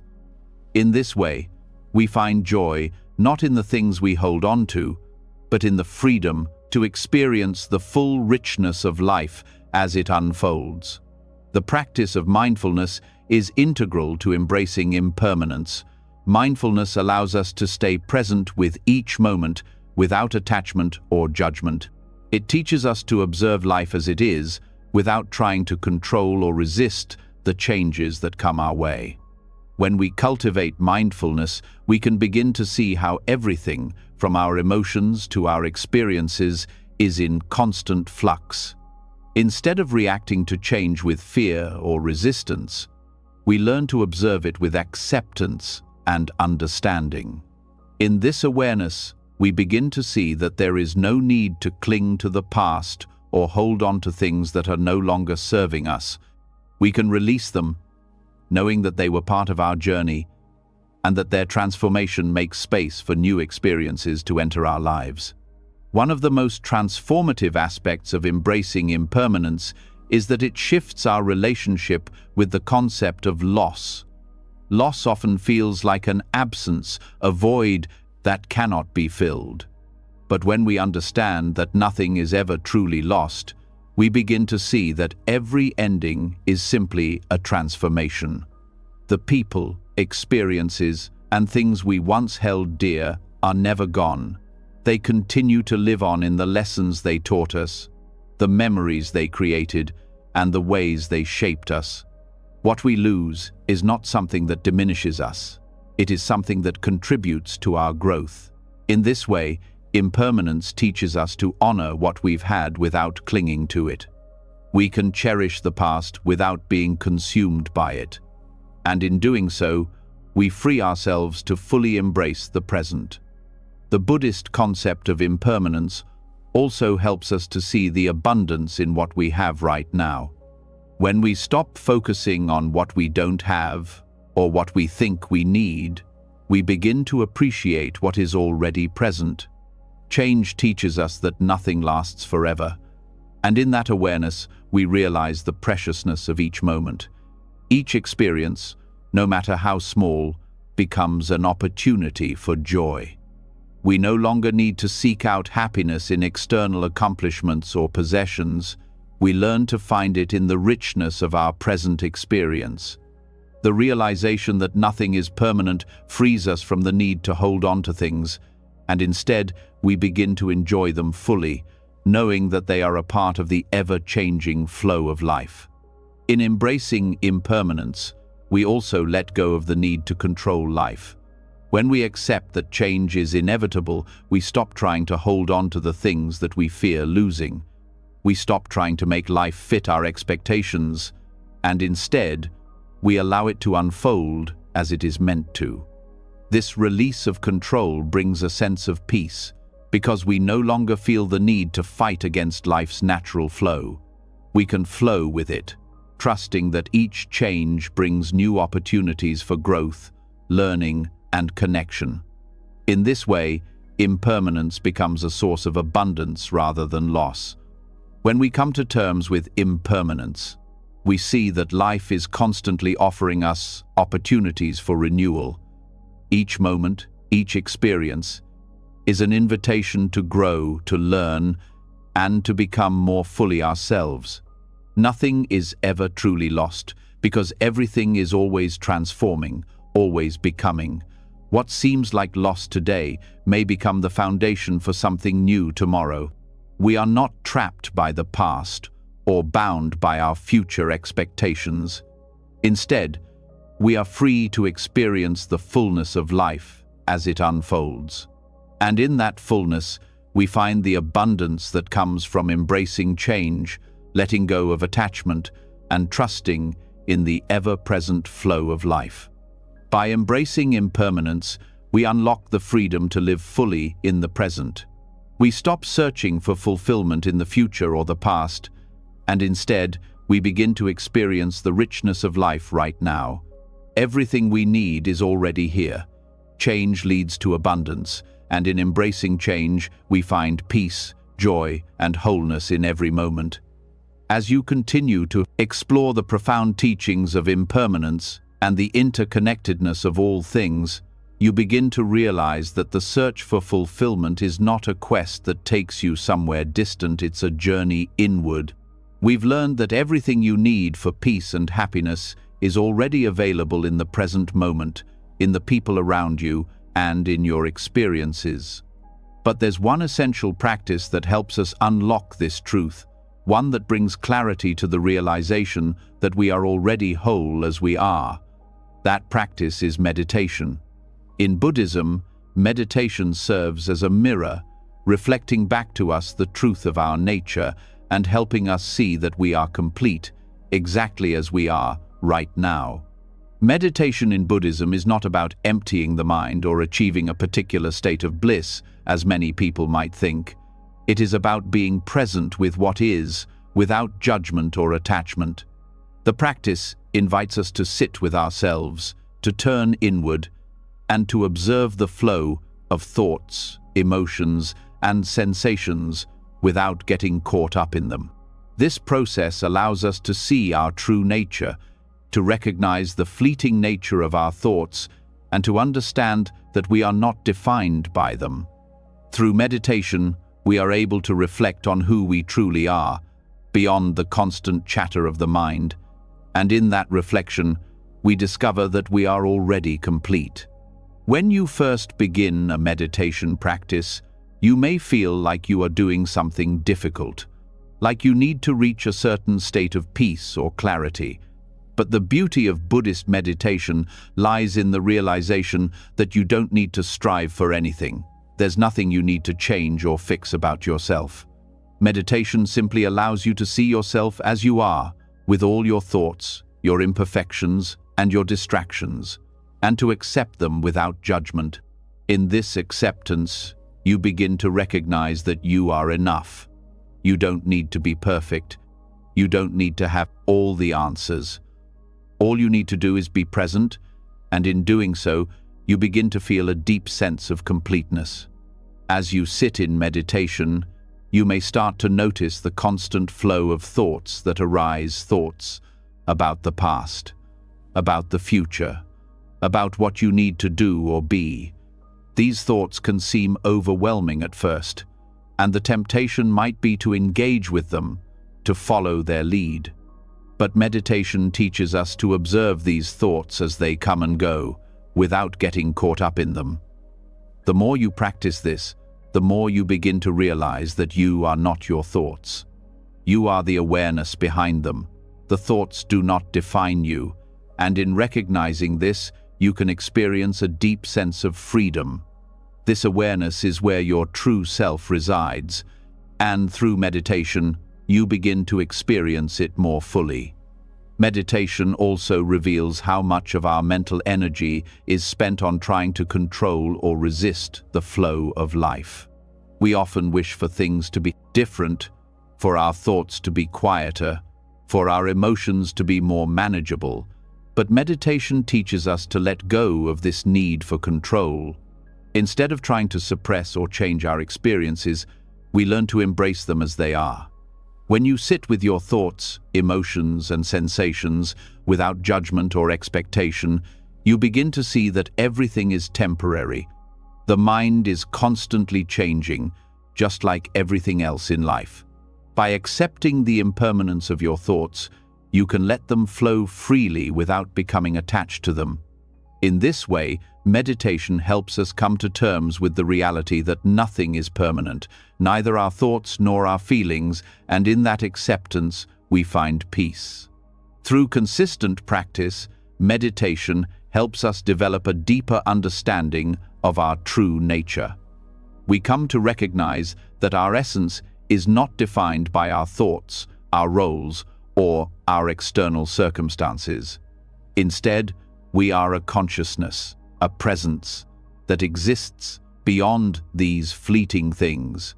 This awareness of our true nature is liberating because it frees us from the idea that we need to do, achieve, or become something to feel complete. In the stillness of meditation, we come to understand that we are already whole, just as we are. Buddhist meditation also teaches us to cultivate compassion, not just for others, but for ourselves. When we meditate, we learn to observe our own mind and emotions with kindness and understanding. We don't judge ourselves for having wandering thoughts or feeling restless. Instead, we offer ourselves patience and acceptance. This practice of self-compassion is essential because it allows us to let go of the harsh self-criticism that often arises when we don't meet our own expectations. Instead of striving to be someone else, we learn to embrace who we are, in all our imperfections, and to love ourselves just as we are. In this love, we find the wholeness that we have been seeking. Another powerful aspect of meditation is its ability to help us release attachment. We are often attached to our thoughts, to our identity, to our achievements, or to the way things should be. These attachments create suffering because they prevent us from fully embracing the present moment. When we meditate, we learn to let go of these attachments, recognizing that they do not define us. The more we practice, the more we begin to see that our true nature is not tied to anything external. We don't need to hold on to our past, our successes, or our desires. When we let go of these attachments, we free ourselves to simply be in the present moment as we are. And in that freedom, we discover a deep sense of peace and completeness. Meditation also helps us develop the ability to sit with discomfort. Life is not always comfortable, and we often try to avoid or escape difficult emotions or situations. But in meditation, we learn to sit with whatever arises, whether it is pain, sadness, frustration, or joy, without trying to push it away or control it. This ability to stay present with discomfort is a powerful tool for growth because it teaches us to be okay with whatever is happening. We learn that we don't need to run from difficult emotions and that, in fact, by embracing them, we can gain valuable insight into ourselves. Over time, this practice of sitting with discomfort helps us cultivate resilience as we become more comfortable with the ebb and flow of life. Through meditation, we also begin to develop a greater sense of clarity. The more we practice being present, the more we begin to see things clearly. We stop being consumed by distractions and start to understand ourselves and the world around us with greater depth. Meditation allows us to quiet the noise of the mind and tune into the deeper truths that are always present, but often obscured by our constant thoughts and judgments. In this clarity, we begin to see the interconnectedness of all things, and we understand that our fulfillment is not dependent on anything outside of us. It is found within, in the space of awareness that meditation helps us cultivate. Finally, Buddhist meditation offers us the gift of peace. As we practice, we gradually experience a deep sense of calm and stillness. This peace is not something we need to chase or achieve. It is already within us. Meditation simply helps us remove the obstacles that prevent us from accessing it. In this peace, we realize that we are complete as we are. We don't need to fix ourselves, we don't need to become someone else, and we don't need to attain anything to feel whole. We already are. This realization brings with it a profound sense of contentment and joy, one that is not dependent on external circumstances, but comes from within. Through meditation, we reflect on our true nature and come to see that we are already whole. We no longer feel the need to seek or strive for fulfillment because we realize that it is already here, in the present moment, within us. In the stillness of meditation, we find peace, clarity, and love for ourselves. And in that space, we recognize that we are enough. We are complete, just as we are. As you begin to embrace compassion and cultivate kindness within yourself and toward others, a deeper understanding starts to emerge. The realization that much of our suffering stems from our desires. While desire itself isn't inherently wrong, the Buddha teaches that it is our attachment to these desires, the belief that they are the key to happiness, that leads to pain and dissatisfaction. This shift in perspective can be life-changing. It invites us to reflect on what we truly want, not just in terms of what we think we need to feel fulfilled, but in terms of understanding the deeper roots of desire itself. When we learn to look at desire through the lens of Buddhism, we can free ourselves from its grasp and move toward a life of true contentment. Buddhism teaches us that desire is not just a passing emotion or an occasional want, it's the root cause of much of our suffering. We live in a world that constantly feeds our desires. We are told that fulfillment comes from having more success, more wealth, more possessions, and more recognition.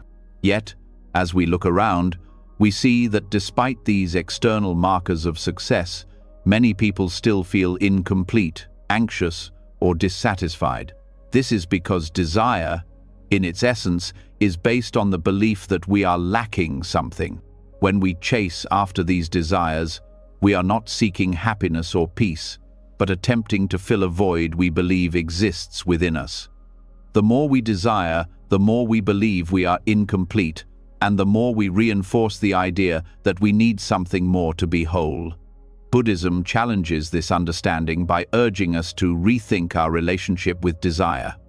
The teachings of the Buddha suggest that desire isn't inherently bad, but it is our attachment to desire that leads to suffering.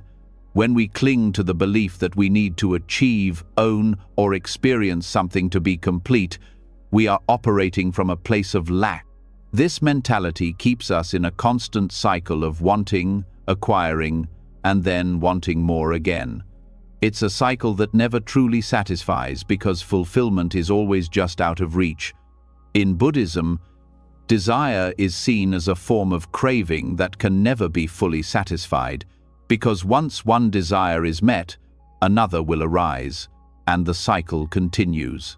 The shift in understanding comes when we recognize that the problem is not with the desire itself, but with our attachment to it. Desire arises naturally within us.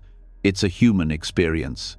But when we attach ourselves to the belief that fulfillment will come only from satisfying that desire, we start to suffer. It's like chasing a moving target. The more we pursue it, the further it seems to get. But when we let go of the attachment to desire, we stop defining ourselves by what we lack, and instead, we start to experience life as it is, with all its imperfections and beauty.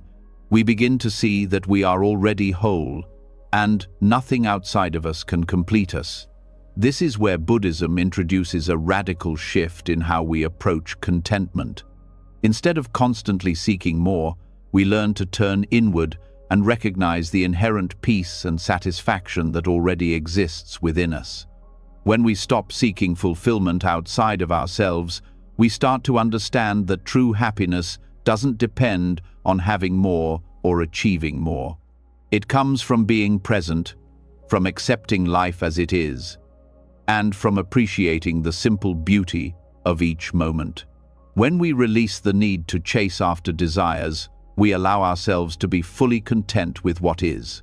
This shift, from wanting more to appreciating what we have, opens up the space for true peace and contentment. The key to this shift is mindfulness. Mindfulness is the practice of observing our desires without judgment, attachment. It allows us to see our cravings for what they are, impermanent and fleeting. When we become aware of our desires, we can begin to examine them without becoming consumed by them. Mindfulness teaches us to recognize that desires are not the problem, but the attachment to them is what causes us to suffer. By observing our desires without clinging to them, we free ourselves from their control. We begin to understand that we do not need to satisfy every craving in order to feel complete. In fact, the more we let go of our attachment to desires, the more peaceful and content we become. Through this practice of mindfulness, we also begin to see that our desires are often shaped by external influences, society, culture, advertising, and even the expectations of others. We are conditioned to believe that we must constantly strive for more in order to be happy. But when we become mindful of these influences, we can start to disentangle ourselves from them. We begin to see that the desires we chase are often not our own, but are instead a reflection of what others have told us we need. This awareness allows us to let go of the pressure to conform to societal expectations and to cultivate a deeper understanding of what truly brings us fulfillment. In Buddhism, the practice of letting go of desire is also tied to the understanding of impermanence. When we recognize that everything is constantly changing, including our desires, we begin to see that nothing is permanent, including the things we think will bring us lasting satisfaction. This awareness helps us break free from the attachment to external desires and instead focus on cultivating internal peace. Impermanence teaches us that nothing outside of us can provide lasting fulfillment. The more we seek external sources of happiness, the more we reinforce the belief that we are incomplete. But when we turn inward and recognize the impermanent nature of our desires, we begin to experience true contentment in the present moment. Another important aspect of Buddhism's view on desire is the concept of non-attachment. Non-attachment doesn't mean that we stop having desires or that we stop pursuing our goals. It simply means that we let go of the need to control the outcome. Non-attachment teaches us to engage with life fully, without getting caught up in the belief that our happiness depends on achieving a certain result. When we stop defining ourselves by our desires or the outcomes we hope for, we create space for true peace and contentment. We can work toward our goals, but we no longer rely on them to complete us. This shift in perspective also helps us develop compassion for ourselves and others. When we recognize that desire is the root cause of suffering, we begin to understand that everyone is affected by this same cycle. We can offer compassion to others who are caught in the pursuit of external desires, knowing that they, too, are seeking fulfillment in the wrong place. At the same time, we can show compassion to ourselves, knowing that we, too, are often driven by the desire for things outside of us to bring us peace. By understanding this shared experience, we can move toward greater acceptance and understanding, both for ourselves and for those around us. When we embrace the teachings of Buddhism on desire, we begin to experience a profound sense of freedom. We realize that we are not defined by our desires, and that our fulfillment does not depend on achieving external goals. Instead, we learn to cultivate contentment in the present moment, appreciating what we have and letting go of the constant need for more. This shift in perspective is not about denying our desires or abandoning our goals, but about releasing the attachment to them as the source of our happiness. We learn to appreciate life as it is, without constantly striving for something more. In this acceptance, we find the true peace and fulfillment that we have been searching for. As we explore the nature of desire and its role in shaping our experiences, we come to a powerful realization that true fulfillment doesn't come from striving for more, but from recognizing that what we already have is enough. This concept of enough is central to Buddhist philosophy, and it holds the key to peace and contentment. In a world that constantly pushes us to want more, to acquire more things, reach more goals, and gain more recognition, it can be difficult to truly appreciate what we already have. However, the wisdom of Buddhism encourages us to step back and recognize that everything we need for a fulfilling life is already within our reach. The practice of realizing enough allows us to find peace, not in what is missing, but in what is already present in our lives. The concept of sufficiency in Buddhism isn't about settling for less or denying ourselves joy. It's about recognizing that we don't need to chase after external markers of success or happiness to feel complete. The belief that something is always missing drives us to search for fulfillment outside of ourselves. But Buddhism teaches us that true contentment comes when we realize that we are already whole.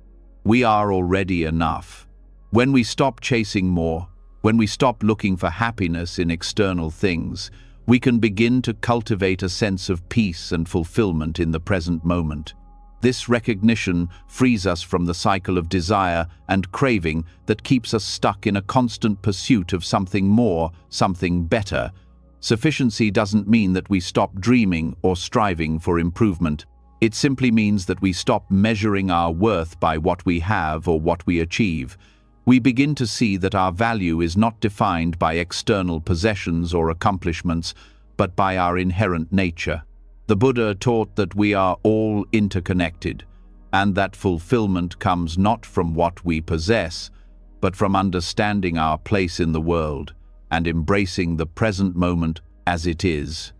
When we recognize that we already have enough, we stop seeking validation from the outside world and start finding peace within.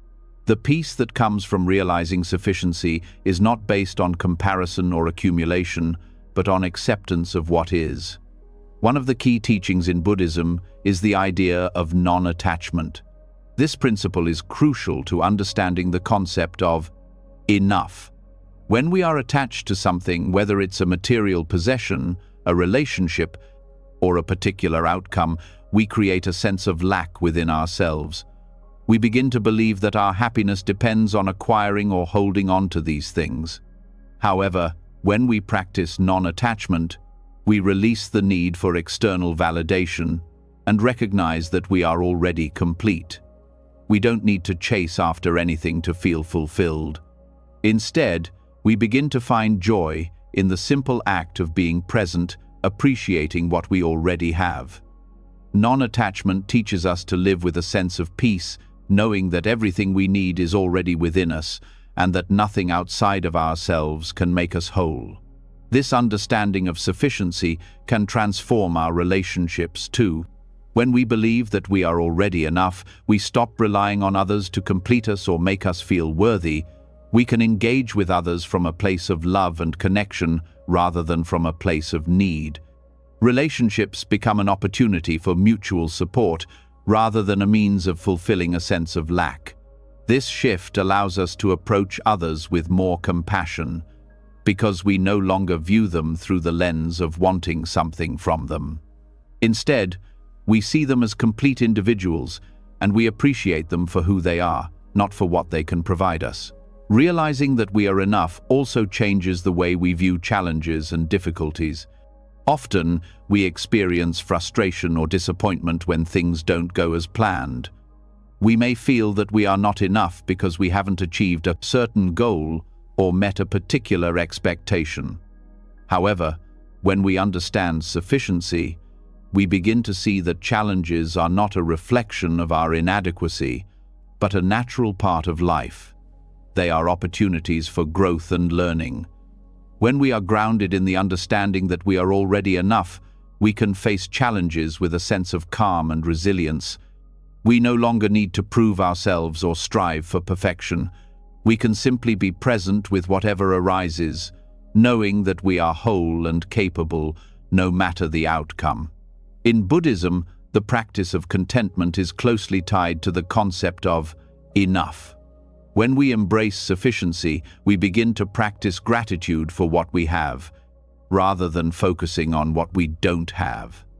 Contentment arises when we stop searching for happiness in external things and start finding joy in the simple blessings of life. Gratitude helps us recognize that we are already surrounded by abundance, even if it doesn't look the way we expected. We can be content with what we have, because we understand that true happiness is not about accumulation, but about presence. The more we practice contentment, the more we find peace in our lives, because we begin to appreciate the beauty of what is already here. The concept of enough also teaches us to let go of the constant comparisons that often lead to dissatisfaction. We live in a world where we are constantly comparing ourselves to others, whether it's in terms of wealth, success, appearance, or lifestyle. But Buddhism encourages us to see that these comparisons only create suffering. When we focus on what others have or what they have achieved, we forget to appreciate what we have and who we are. Realizing that we are enough means we stop measuring our worth against the standards of others. We begin to find value in our own journey, in our own unique path, and in the things that bring us peace and joy, rather than what society deems as important. This shift allows us to release the need for validation and approval from the outside world and to find fulfillment in the present moment, as it is.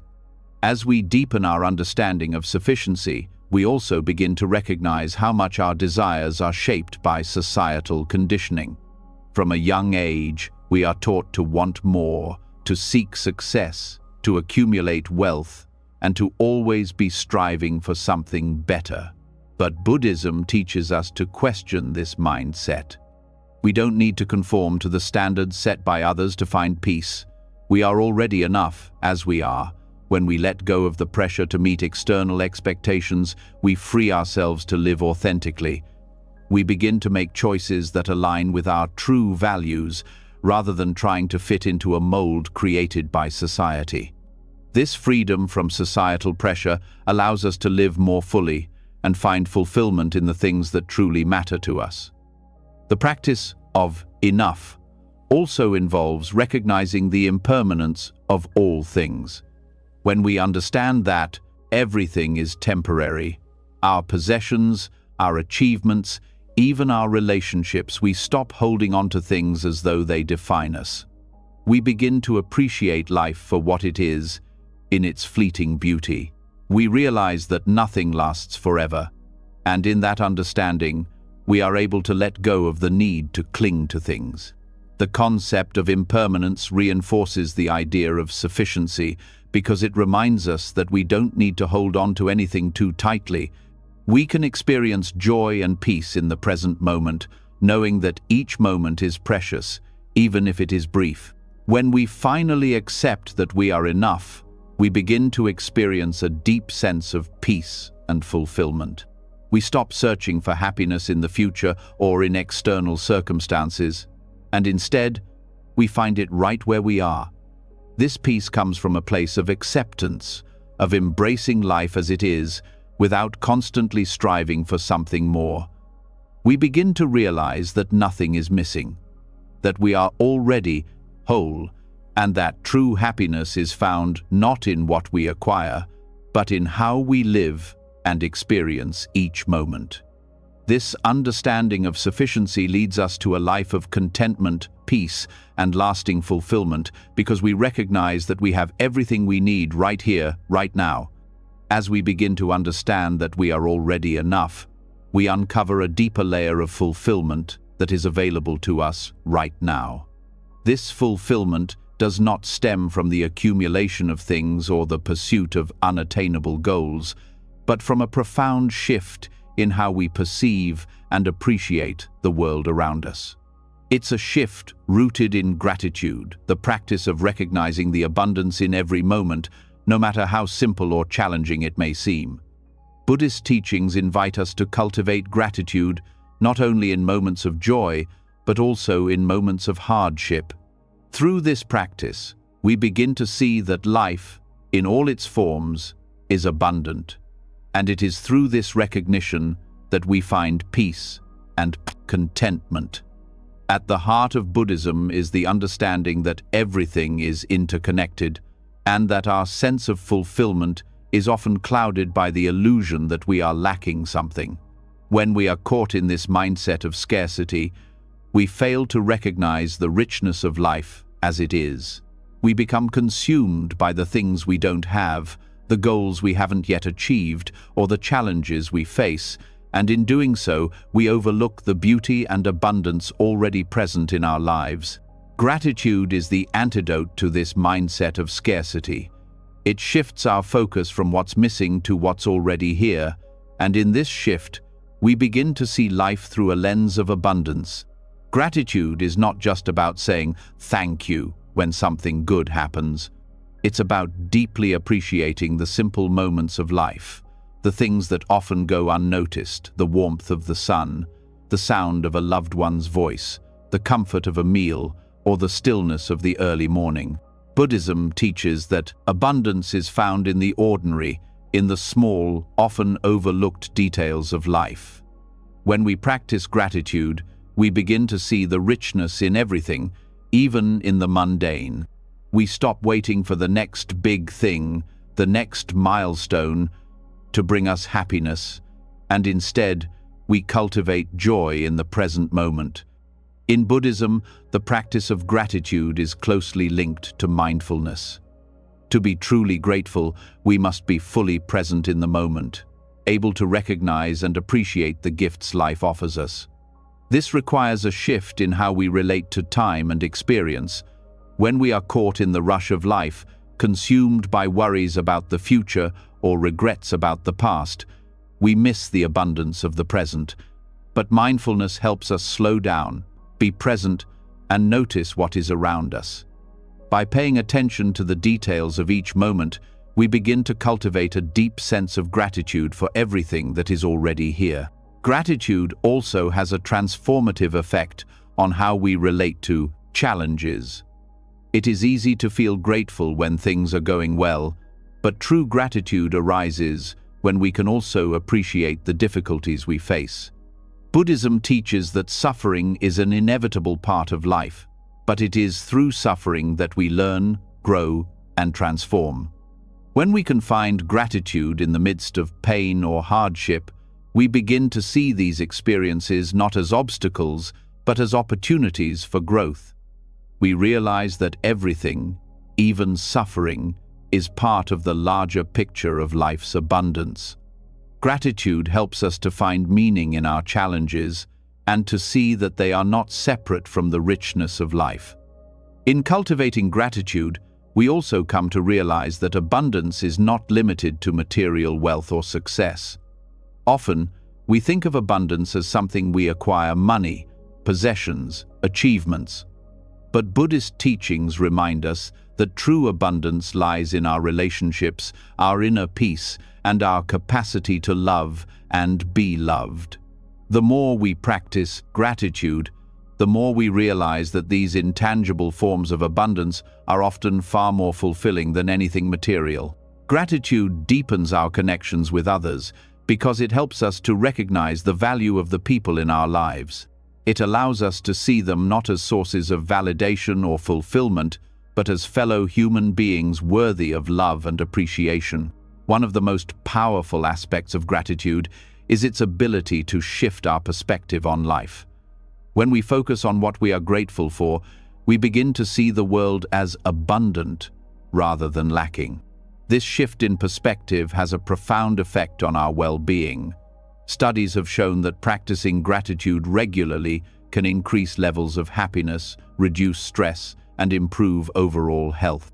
By focusing on the positive aspects of our lives, we naturally shift our energy toward what is good rather than dwelling on what is missing. Gratitude helps us to feel more content, more at peace, and more connected to the world around us. In Buddhism, the practice of gratitude is not a one-time effort, but a way of living. It is a continual process of recognizing and appreciating the abundance of life, even in the midst of challenges. Each moment offers an opportunity to cultivate gratitude, whether it's in a quiet moment of reflection, during a conversation with a friend, or when facing a difficult situation. Gratitude helps us to remain present and connected. As we develop this practice, we begin to see that there is always something to be grateful for, no matter the circumstances. Gratitude also deepens our understanding of impermanence. When we recognize that everything is transient, our experiences, our relationships, even our own lives, we begin to appreciate each moment more deeply. Gratitude allows us to hold our experiences lightly, knowing that they are fleeting, and yet precious because of their impermanence. Instead of clinging to the past or wishing for a future that doesn't exist yet, we learn to savor the present, knowing that it, too, will pass. This awareness of impermanence makes our moments of gratitude all the more meaningful, because we understand that they are part of the beautiful flow of life. Through gratitude, we also cultivate a sense of interconnectedness. We begin to see that everything in life is interconnected: the people we encounter, the experiences we have, the opportunities we are given. Gratitude allows us to recognize the contributions of others to our lives, whether they are small acts of kindness or deep, meaningful relationships. We start to see that we are not isolated individuals, but part of a larger, interconnected web of life. This understanding of interdependence deepens our gratitude, because we recognize that we are part of something much larger than ourselves. As we continue to practice gratitude, we begin to experience a shift in how we relate to our desires and expectations. In the past, we may have believed that fulfillment would come from acquiring more or achieving certain goals. But through the practice of gratitude, we learn to appreciate the present moment, to recognize the richness that already exists around us, we begin to see that we don't need to chase after more in order to be happy. Happiness is found in the awareness that we already have everything we need in the present moment. The practice of gratitude helps us release the belief that something is missing and instead shows us that everything we need for a fulfilling life is already here. Ultimately, the practice of gratitude opens our hearts to the abundance of life. It allows us to see the world as a place of plenty, not scarcity, and helps us find joy in the simple, everyday moments that make life rich. Gratitude is a powerful tool for cultivating peace because it shifts our focus from what is lacking to what is already present. By practicing gratitude in every situation, we learn to live with a sense of abundance, knowing that we are enough and that life is enough, just as it is. Through this lens of gratitude, we can begin to experience a deep, lasting fulfillment that comes from appreciating the beauty in all things, no matter how simple or challenging they may seem. As we move through life, it often feels like we need to fill the silence with constant activity, thoughts, and noise. We chase after distractions, believing that in the noise, we will find something that will complete us: more information, more stimulation, more external validation. However, as we've learned from the practices of mindfulness and gratitude, true fulfillment does not come from external sources. It comes from within, from a deep sense of inner peace that is always accessible when we learn to listen, when we embrace stillness. In silence, we come face to face with our true nature and realize that everything we need has been here all along. The paradox of stillness is that in the moments when we stop trying to do, when we let go of our need to fill the space around us, we open the door to profound insight and connection. We often think that silence is empty, that it's something to be feared or avoided because it leaves us alone with our thoughts. But in Buddhism, silence is not a void. It is a space for reflection, for clarity, and for deep understanding. It is through silence, particularly in the practice of meditation, that we can begin to realize that our true essence is not something we have to strive for or attain. It is already within us. All we need to do is pause and allow ourselves to connect with the stillness that resides beneath the surface of our busy lives.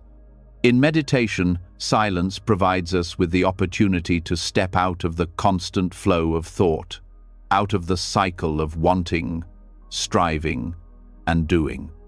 The more we practice sitting in silence, the more we realize that the thoughts that often dominate our minds are not our true selves. They are transient, fleeting, and impermanent. In silence, we can observe these thoughts without attachment, without judgment. This space between thoughts is where we connect with our true nature, where we experience the fullness of our being. As we sit quietly, the noise of the world fades, and we can begin to hear the deeper, subtler truths that lie beneath the surface. The practice of meditation, particularly when done in silence, allows us to move beyond the noise of our everyday lives and touch into something much deeper. It's through this quiet space that we begin to recognize that our sense of self, our identity, is not defined by the constant chatter of our minds or by our external achievements. Our true self is not something we need to chase or build. It is already within us. When we stop trying to be something else, when we stop seeking fulfillment outside of ourselves, we begin to experience the peace and contentment that comes from simply being. The silence offers us a mirror, reflecting back to us the wholeness that has always been there, waiting to be recognized. There is a great power in silence. In our noisy, fast-paced world, silence may feel like an unfamiliar and uncomfortable space. However, when we embrace it, we begin to see that it is the space where transformation happens. In silence, we can connect with our inner wisdom and clarity. away from the constant noise that distracts us from what truly matters. It's in these moments of stillness that we can listen to the truth of our hearts, hear the whispers of our deepest desires, and feel the fullness of our being. Silence allows us to simply be, without the pressure to do, to perform, or to achieve. In this being, we experience the peace that comes with knowing that we are enough, that we do not need anything more to feel complete. Meditation, particularly in silence, also helps us let go of the need to control. It is in our busyness, in our constant striving, that we try to force life into the shapes and outcomes we want. But true peace comes when we let go of this need for control and instead surrender to the natural flow of life. The silence of meditation allows us to see this more clearly. In silence, we are reminded that we don't need to force or control our experiences. We just need to allow them to unfold as they are. When we stop resisting, when we stop trying to control, we begin to feel a sense of ease and relaxation that comes from knowing we don't have to do everything. In silence, we experience the freedom of simply being and letting things unfold without judgment or expectation. This freedom is liberating because it teaches us that we don't need to be anything other than ourselves to be worthy. Often, we get caught up in the idea that we need to change, achieve, or become something different in order to be fulfilled. But the practice of stillness and silence helps us realize that fulfillment does not come from these external things. It comes from accepting ourselves as we are, from connecting with the stillness within that is always present, no matter what is happening in the world around us. In silence, we begin to hear the message that we are already whole, already complete. Silence also teaches us to observe without reacting. In our everyday lives, we are often caught in a cycle of reacting to what happens around us, reacting to our thoughts and emotions, and reacting to what we think others expect from us. But in meditation, we learn to simply observe our thoughts and feelings without judgment or reaction. This practice is key to experiencing the fullness of our being because it allows us to detach from the stories and labels we place on ourselves and others. By simply observing, we create space between our thoughts and our identity. We begin to see that we are not defined by our thoughts, emotions, or external circumstances. We are the awareness behind them. In this awareness, we find peace. This process of observing without reacting also applies to our relationships with others. In silence, we learn to listen not just with our ears, but with our hearts. We learn to truly hear others without judgment, without the need to respond or fix. We create space for others to be themselves, and in doing so, we create space for deeper connection and understanding. When we stop filling the air with words and judgments, we open up to the richness of truly being present with someone, and in this presence, we find fulfillment. Silence allows us to connect with others in a way that words alone cannot. As we continue to practice meditation and embrace silence, we begin to experience a deep sense of inner peace and stillness that carries over into our daily lives. The practice of silence doesn't end when we leave the cushion. It becomes a part of how we move through the world. We learn to carry that stillness within us, even in the midst of chaos or distraction. We begin to recognize that no matter what happens externally, the peace and fulfillment we seek are always available to us internally. It is through silence that we come to understand that we do not need to search for peace, happiness, or fulfillment. They are already within us. In silence, we can reconnect with this truth, and in doing so, we discover the fullness of our being. In the stillness, we find clarity. We begin to understand that our minds are not the source of our fulfillment. Our hearts, our true nature, are the wellspring of peace and contentment. The noise of the world may try to pull us away from this truth, but when we return to silence, We reconnect with the essence of who we are. Meditation and silence allow us to strip away the distractions, the attachments, and the beliefs that cloud our perception. In that clarity, we see that everything we need is already within us. We are whole, just as we are. The paradox of stillness is that in stopping, we find everything we have been searching for. It is in silence that we realize we have never truly been lacking, we have always been complete. As we explore the deep peace that arises from meditation and the stillness of being, we are led to an even more profound truth. Peace is not simply found in moments of silence or retreat, but in the way we relate to the everyday flow of life. It's easy to feel that peace is something that can only be accessed in perfect conditions or when everything aligns just right. But true fulfillment comes when we can accept life exactly as it is, without resistance or judgment. This practice of joyful acceptance, so central to Buddhist teachings, invites us to embrace life in all its imperfection, to meet each moment as it comes, and to find completeness in the act of simply being with what is. Acceptance is often misunderstood as resignation or passivity, but in the Buddhist tradition, it is a powerful act of strength and liberation. It is not about giving up or turning away from life's challenges. Rather, it is about embracing life fully, without attempting to force it to be different. When we practice joyful acceptance, we let go of the desire to control or change the circumstances around us. We stop struggling against the natural flow of life, and instead, we learn to meet whatever arises with an open heart and mind. In doing so, we discover a deep sense of peace that comes not from changing our circumstances, but from changing how we respond to them. The practice of acceptance invites us to release the need for things to be perfect. So often, we hold on to expectations of how life should unfold. We may think that happiness will come when we get that promotion, when we find the perfect relationship, or when everything finally falls into place. However, the Buddha teaches us that happiness does not depend on external circumstances.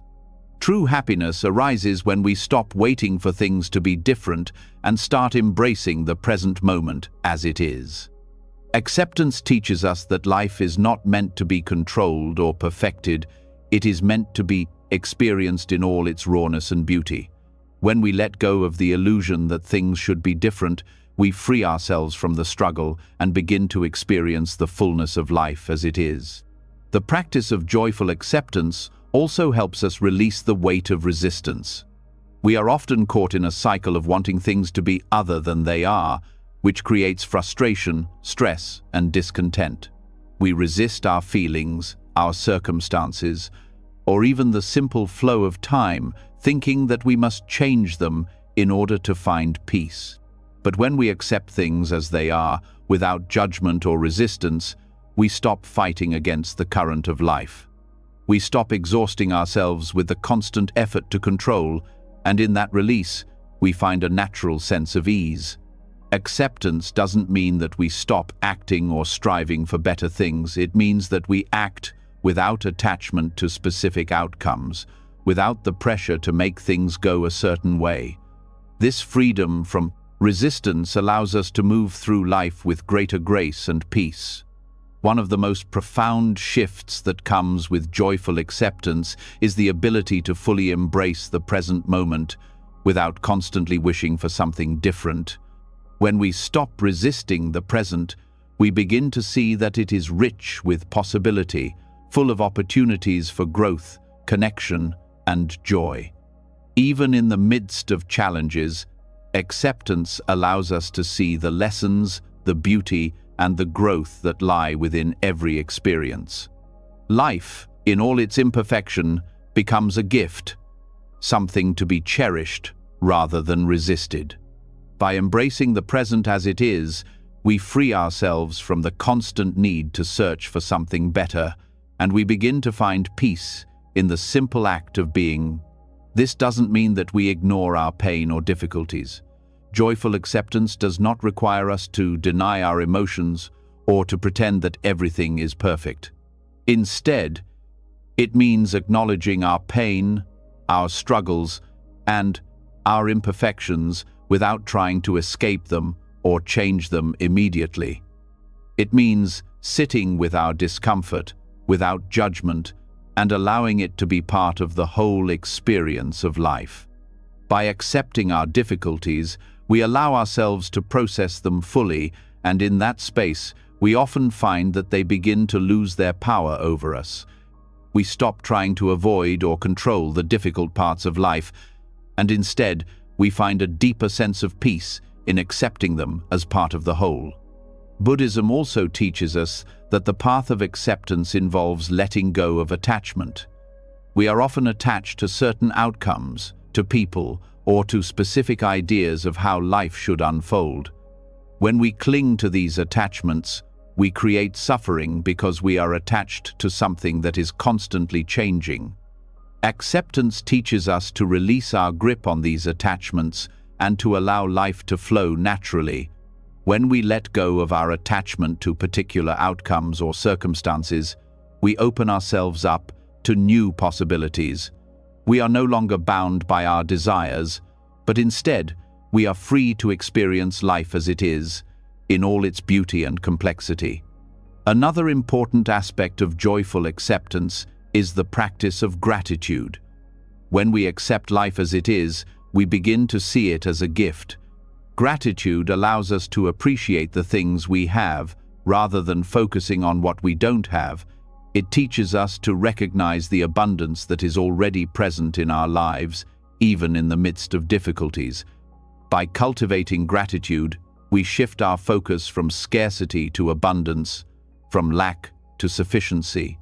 Acceptance and gratitude work hand in hand as we learn to find joy in what is already here, without constantly seeking something more. The more we practice joyful acceptance, the more we learn to see the impermanence of everything. Life is constantly changing, and when we accept this, we stop resisting it. We begin to see that nothing is fixed or permanent, and that this fluidity is what makes life beautiful. Each moment, each experience is unique, and when we accept this, we begin to appreciate it fully. We no longer try to hold on to moments, people, or things, because we understand that everything will pass in its own time. This awareness of impermanence allows us to experience life with a deeper sense of presence, knowing that the present moment is the only one we truly have. In practicing joyful acceptance, we also cultivate a sense of humility. We begin to understand that we are not in control of everything in life. Life will unfold as it will, and we are simply participants in this vast, interconnected web of existence. By accepting this truth, we release the pressure to be in control and begin to trust in the process of life. This humility allows us to live with more ease, knowing that we don't have to have everything figured out. We can simply be present, accept what is, and trust that everything is unfolding as it should. When we embrace joyful acceptance, we begin to experience life with a sense of fullness that cannot be found in the pursuit of more. The more we accept life as it is, the more we recognize that we don't need to change or acquire anything to feel complete. We are already whole. Acceptance opens the door to peace because it frees us from the constant desire for something different. We stop trying to manipulate life into fitting our expectations, and instead, we allow it to be exactly what it is. In that space, we discover a deep sense of contentment, knowing that life, in all its imperfections, is enough. This practice doesn't mean we stop striving for growth or change. It simply means that we do so from a place of acceptance. We can work toward our goals, pursue our dreams, and improve ourselves, but we no longer attach our worth or happiness to achieving specific outcomes. We can be content with the process, with the journey, without waiting for a destination to bring us fulfillment. Joyful acceptance teaches us that the path itself is just as valuable as the destination. When we stop resisting, we find that every step along the way offers its own beauty and wisdom. Ultimately, the practice of joyful acceptance helps us find peace in the present moment, without the need for external circumstances to change.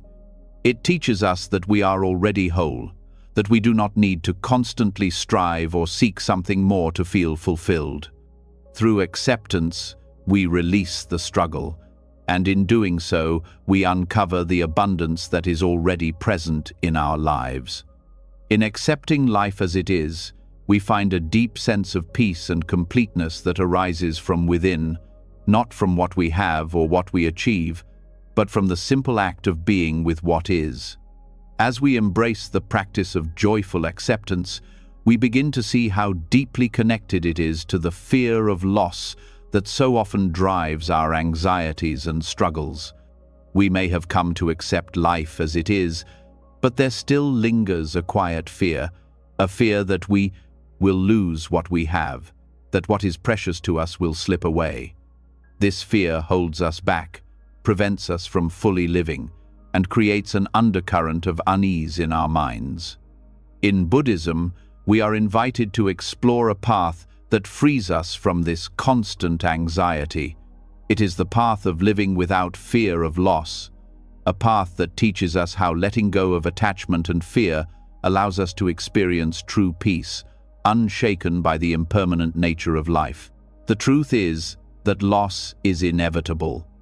Whether it's the loss of a relationship, a possession, a moment in time, or even our own health, everything in life is temporary.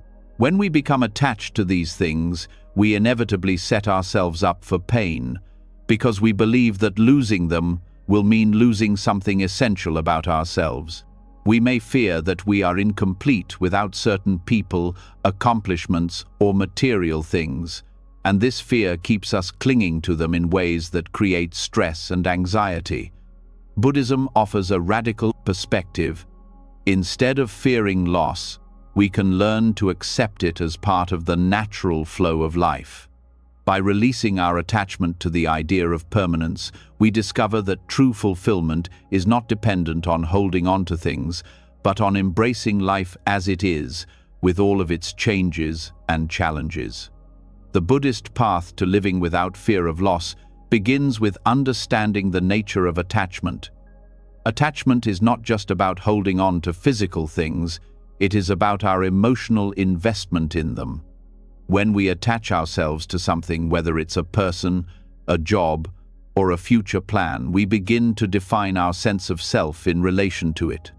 This attachment creates a false sense of security, as if these external things are the key to our happiness and stability. The more we hold on to these attachments, the more we set ourselves up for fear and anxiety, because we know, on some level, that they are not permanent.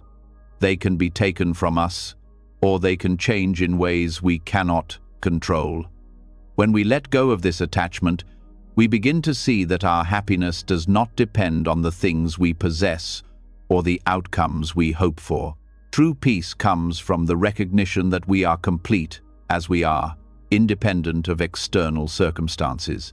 Buddhism teaches us that everything in life is interconnected and nothing lasts forever, including our attachments. Once we accept the impermanence of life, we start to let go of the need to cling to things. We no longer view the potential for loss as a threat, but as a natural part of the cycle of life. This understanding allows us to experience life with greater freedom, knowing that we do not need to hold on to anything to feel fulfilled. Living without fear of loss requires us to cultivate a sense of trust in the flow of life. Instead of living in constant worry about what might be taken from us, we begin to embrace life as it is, in all its unpredictability. We trust that, even in the face of change and loss, we will find the strength to move forward. This trust does not come from a belief that everything will always go our way, or that life will always be easy.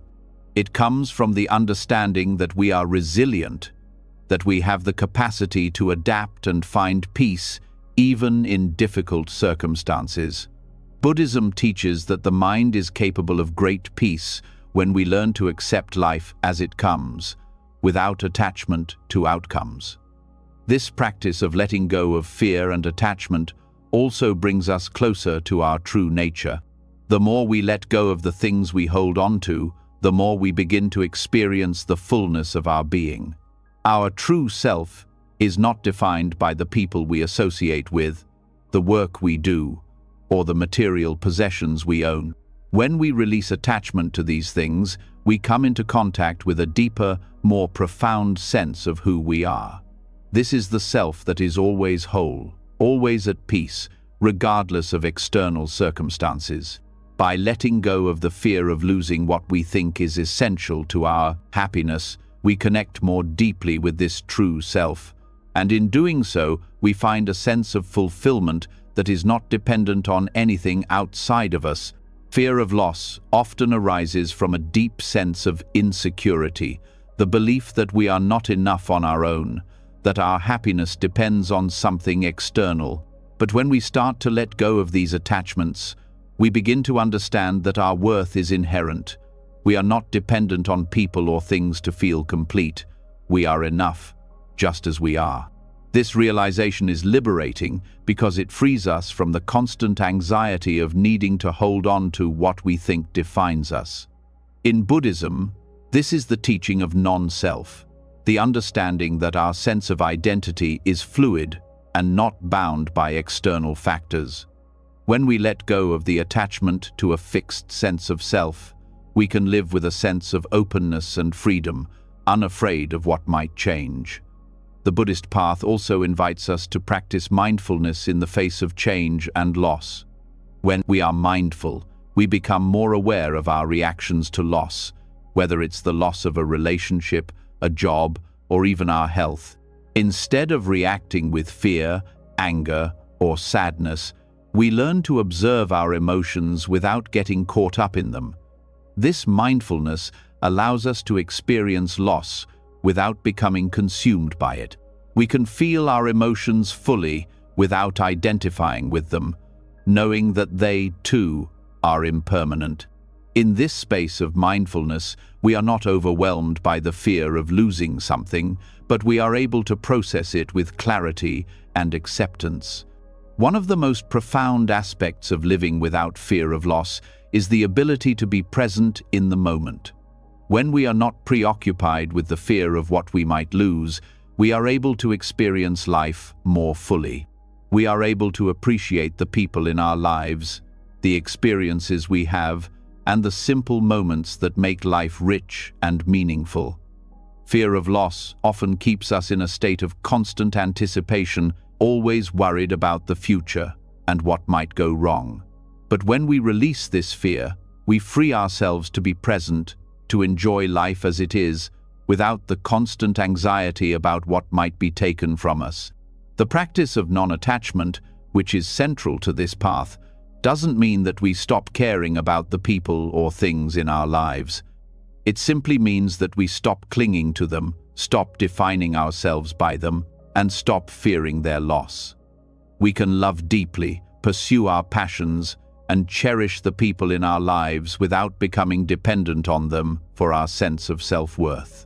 We can let go of the need to control or possess, and instead embrace life in its ever-changing form. In doing so, we create space for peace, joy, and fulfillment, knowing that everything we need is already within us. Living without fear of loss also helps us cultivate a sense of compassion for others. When we understand that all beings experience loss and change, we are more able to empathize with their suffering. We see that we are not alone in our struggles, and that the fear of loss is a shared human experience. This understanding fosters a sense of connection and compassion, allowing us to offer support to others without fear or judgment. We can stand beside them in their pain, knowing that we, too, are vulnerable to the ebbs and flows of life, but that together we can navigate the challenges of life with resilience and grace. In this way, living without fear of loss transforms not only how we experience life, but how we relate to others. It allows us to approach life with greater openness, flexibility, and peace. We stop living in fear of the future, and instead, we embrace the present moment with acceptance and gratitude. When we stop fearing loss, we stop defining ourselves by what we have, and we begin to experience the fullness of life, knowing that we are already whole and that nothing can truly take away our sense of peace and contentment. This is the path to eternal fulfillment, the understanding that we are complete just as we are, and that everything we need is already within us. As we reflect on the path to living without fear of loss, we also begin to uncover another hidden source of suffering, the constant comparison to others. It is so easy to measure our lives against the standards set by those around us, whether it's their success, their possessions, or their perceived happiness. We often believe that by comparing ourselves to others, we can understand where we stand in the world. But in truth, this only deepens our sense of inadequacy. Buddhism offers us a powerful antidote to this cycle of comparison. It invites us to recognize that true peace comes from embracing our unique journey without the need to measure our worth against someone else's. The more we compare ourselves to others, the more we reinforce the feeling that something is missing within us. We begin to feel that we are not enough, that we need to achieve what others have or live up to their standards in order to be fulfilled. But Buddhist teachings challenge this perception. The core principle of non-attachment applies to the constant desire to measure ourselves against others. When we compare ourselves to others, we tie our worth to external factors, things we don't control, and things that often change. The result is a constant feeling of dissatisfaction and a never-ending cycle of striving for something we don't have based on someone else's life or accomplishments. Buddhism teaches us that peace comes when we stop looking outward for validation and instead turn inward, accepting ourselves fully as we are, with all our strengths and imperfections. The practice of detaching from social comparisons starts by understanding that every individual's path is unique. When we compare ourselves to others, we forget that we are all on different journeys, shaped by our own experiences, circumstances, and lessons. What works for someone else may not be what is right for us, and vice versa. Each life is different, and it's only when we fully accept our own path, without comparing it to another's, that we can find peace. This doesn't mean that we stop learning from others or stop appreciating the success or growth that we see around us. Instead, it means that we stop measuring our worth against others' achievements. When we free ourselves from these comparisons, we can start to focus on our own growth, our own journey, and our own sense of fulfillment, which is the only standard that matters. Buddhism encourages us to embrace the present moment and to see it for what it is, not in relation to anyone else's life. When we stop comparing, we begin to see that everything we need is already within us. Peace arises from acceptance of where we are, right now, in this moment. When we stop chasing someone else's definition of success or happiness, we can begin to appreciate the beauty of our own path, with all its twists and turns. This doesn't mean we should stop striving for growth or improvement. It means that our growth is rooted in self-awareness and self-acceptance, not in the pursuit of external validation. The practice of mindfulness teaches us to stay present, to appreciate what we have, and to recognize that we are enough as we are, without needing to compare ourselves to anyone else. The more we embrace our unique journey, the more we realize that comparison only leads to suffering. When we look at others, we often fail to see the full picture. We see their successes, but not their struggles. We see their accomplishments, but not their sacrifices. Social media, in particular, amplifies this distortion, as it often presents only the highlight reel of people's lives. We may look at someone else's seemingly perfect life and feel that ours is lacking. But Buddhist teachings remind us that no one's life is perfect, and that comparing our internal reality to someone else's external circumstances will never lead to peace. Each person's path is filled with its own challenges, joys, and lessons. When we compare ourselves to others, we forget that we are all walking our own unique path, each with our own timing and circumstances. Letting go of comparisons doesn't mean we withdraw from the world or stop engaging with others. Instead, it means that we engage with others from a place of wholeness, not from a place of lack. We can celebrate the success of others without feeling diminished by it. We can learn from their experiences without measuring ourselves against them. In this way, comparison loses its power over us, and we begin to see the value in our own experiences and our own growth. This freedom from comparison also allows us to be more compassionate toward others. When we stop comparing ourselves to those around us, we begin to recognize that everyone is on their own path, with their own challenges and triumphs. We learn to appreciate the individuality of each person, and in doing so, we build deeper, more authentic connections. The Buddhist practice of detaching from comparison also teaches us to release our attachment to outcomes. So often, we measure our success by comparing it to someone else's achievements. But Buddhism teaches that true peace comes when we let go of the need to control the outcome and accept whatever unfolds. When we detach from the need for comparison, we stop defining ourselves by external measures of success. Instead, we begin to see success as an internal journey. How we feel about our progress, how we engage with the present moment, and how we stay true to our values are the true measures of success. This shift allows us to let go of the constant pressure to perform, and instead, we focus on being present, on living authentically, and on pursuing the things that truly matter to us. The practice of non-comparison is deeply connected to the Buddhist teachings on non-attachment. When we are attached to comparisons, we are attached to an outcome, to a measure of success that we think will make us feel complete. But attachment to outcomes only leads to suffering because we cannot control how things unfold.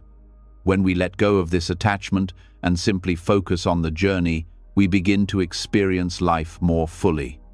We stop worrying about how we measure up to others and start enjoying the process of growth and self-discovery. This acceptance of the present moment, without the constant need for comparison, allows us to experience peace, contentment, and joy, regardless of where we are on our journey. In Buddhism, it is said that the mind is like a monkey, always jumping from one thought to another. This is especially true when we compare ourselves to others.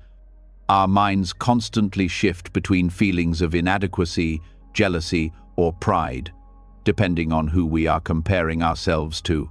But the practice of mindfulness teaches us to observe these thoughts without attachment. Instead of getting caught up in comparing ourselves, we simply observe the thoughts as they come and go, without judgment. This practice helps us recognize that these thoughts are temporary and that they do not define us. By letting go of the need for comparison, we begin to quiet the mind and find peace in the present moment. The more we practice detaching from social comparisons, the more we come to understand that true peace and fulfillment lie within ourselves, not in how we measure up to others. We begin to focus on our own journey, our own growth, and our own unique path. When we stop comparing, we allow ourselves to be fully present in our own lives. We no longer feel the pressure to live up to someone else's standards, and we can begin to live authentically according to our own values and desires.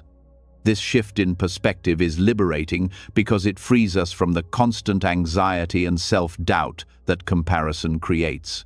When we embrace our uniqueness and focus on our own journey, we discover that we are enough and that the path we are walking is exactly where we need to be. Through the practice of mindfulness and detachment, we learn that comparison only diminishes our ability to experience peace and fulfillment. When we let go of the need to measure ourselves against others, we begin to see the richness of our own lives, with all its challenges and victories. We realize that fulfillment does not come from achieving someone else's idea of success, but from embracing our own unique path, with all its imperfections and beauty. As we journey through the process of letting go of comparisons and embracing our unique path, we come to a deeper understanding of a fundamental truth. Suffering is an inevitable part of life. It's something many of us try to avoid or deny, believing that happiness is a place we should always strive for.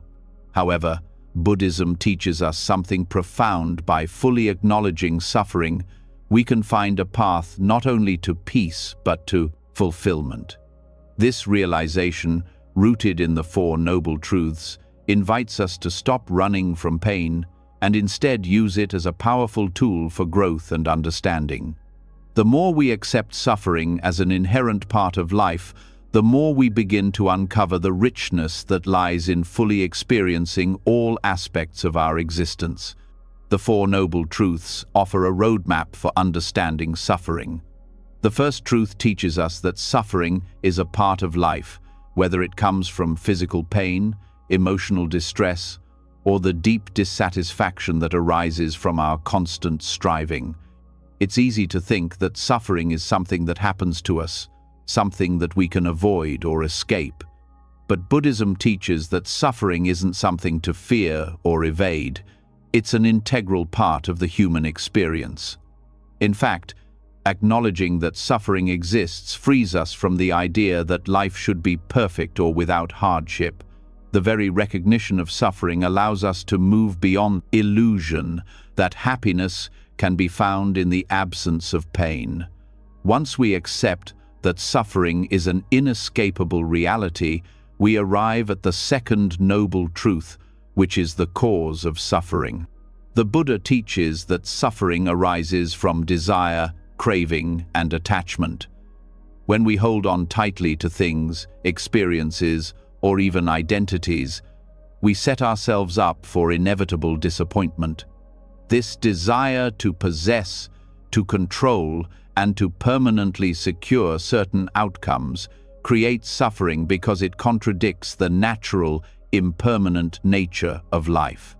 When we look at life through the lens of attachment, we inevitably come to experience frustration and pain. The Buddha's second noble truth shows us that our suffering is not some random or meaningless event, but the direct result of our clinging to things that are constantly changing. The more we desire control, the more suffering we create for ourselves. Understanding the cause of suffering gives us the third noble truth, which is the cessation of suffering. This truth is where hope and liberation lie. Once we realize that suffering comes from attachment, we can begin to understand that letting go of attachment is the way to end the cycle of pain. Buddhism doesn't teach that we should stop feeling or experiencing life's ups and downs, but it teaches us how to let go of our attachment to them. The more we practice non-attachment, the more we free ourselves from the endless cycle of craving and dissatisfaction. This does not mean we become numb to the world or to our emotions. Rather, we learn to experience life with a sense of openness and acceptance, without clinging to outcomes or trying to control the world around us. When we stop grasping at things, we begin to experience life as it is, and in this acceptance, we find peace. The fourth noble truth points us toward the path that leads to the cessation of suffering, the Eightfold Path. This path is a guide for living with wisdom, ethical conduct, and mental discipline. By following this path, we gradually cultivate the habits and mindsets that allow us to let go of attachment and craving. The Eightfold Path teaches us how to live in harmony with ourselves and the world around us, showing us the way to a deeper understanding of our true nature. When we practice right view, right intention, right speech, right action, right livelihood, right effort, right mindfulness, and right concentration, we align ourselves with the natural flow of life and begin to experience true fulfillment. It is not a path of escaping from suffering, but one of transformation, transforming our relationship with suffering and finding peace and wisdom within it. In Buddhism, understanding suffering is not just about recognizing it intellectually, it's about living with awareness of it in every moment. When we face our suffering directly, we stop running from it or trying to numb it with distractions or temporary pleasures. Instead, we begin to see suffering as a teacher. It teaches us about impermanence, about the nature of desire, and about the human condition. By acknowledging suffering without resistance, we open ourselves up to its lessons. We learn that suffering is not something that diminishes us, but something that allows us to grow, to understand our true nature, and to connect more deeply with others. Every experience of suffering is an opportunity to practice compassion, both for ourselves and for those around us who also experience pain. This awareness of suffering also allows us to see the interconnectedness of all beings. We are not alone in our pain.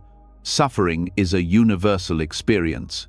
As we begin to accept our own suffering, we are better able to empathize with others and to offer support and kindness without judgment.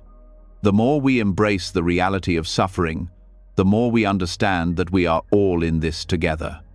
Our shared experience of suffering becomes a bridge, connecting us to one another and fostering deeper compassion. Instead of seeing suffering as something to avoid or escape, we begin to see it as a shared part of the human experience that allows us to grow together in understanding and love. By deeply understanding suffering, we also begin to recognize the fullness of life. Without suffering, we would not be able to appreciate the beauty of joy or the peace of contentment. The highs and lows of life are inseparable, and each moment, whether joyful or painful, offers us the opportunity to experience life fully. When we stop seeing suffering as something to be feared or rejected, we open ourselves up to the richness of every experience. Every moment of pain carries with it the potential for growth and transformation. Every moment of joy deepens our appreciation for life's impermanence and fleeting beauty. In this way, suffering and happiness are two sides of the same coin, both leading us toward a deeper understanding of ourselves and the world around us. The path to fulfillment through understanding suffering is not a linear one, nor is it something we achieve once and for all. It is an ongoing practice, one that requires continuous self-awareness, compassion, and mindfulness. As we cultivate these qualities, we begin to see how suffering, in all its forms, is a part of the human experience that we can live with peacefully. Through the practice of understanding suffering, we can live with greater clarity, knowing that we are not defined by our pain, but by our capacity to embrace it with wisdom and compassion. The more we let go of resistance and attachment, the more we find that fulfillment arises naturally, not from avoiding pain, but from learning to live fully with it. Suffering becomes not a barrier to happiness, but a doorway to a deeper understanding of the completeness of life. As we continue to explore how suffering shapes our journey, we uncover another essential aspect of our inner healing, our beliefs about lack. These beliefs, often ingrained over years of conditioning, tell us that we are not enough, that we need something more to feel whole or fulfilled. These limiting beliefs often lead us to experience life from a place of scarcity, believing that what we need is always just out of reach. But Buddhism offers a profound approach to healing these beliefs. Through mental discipline, we can begin to dissolve the beliefs about lack that bind us, allowing us to open up to the abundance of life that is already available to us. Buddhist wisdom teaches that the mind plays a central role in shaping our experience of reality. The way we perceive the world, ourselves, and our circumstances is largely determined by the beliefs and thought patterns that we hold. If we believe that we are incomplete or insufficient, we will see the world through a lens of scarcity, always feeling that something is missing. However, by practicing mental discipline, we begin to train our minds to see the world more clearly, without the distortions created by limiting beliefs. This mental training helps us recognize that scarcity is an illusion and that abundance is not something we need to acquire, it is something we can realize by changing the way we think. The first step in releasing limiting beliefs about lack is becoming aware of them. These beliefs often operate on a subconscious level, influencing our thoughts and actions without us even realizing it. We may have been taught that we are not enough, that we need to prove our worth through achievements, possessions, or external validation. This belief in our own inadequacy drives us to constantly strive for more, to chase after things that we think will fill the void within us. But Buddhism teaches that this cycle of craving and striving only leads to suffering because it is based on the false assumption that something is missing.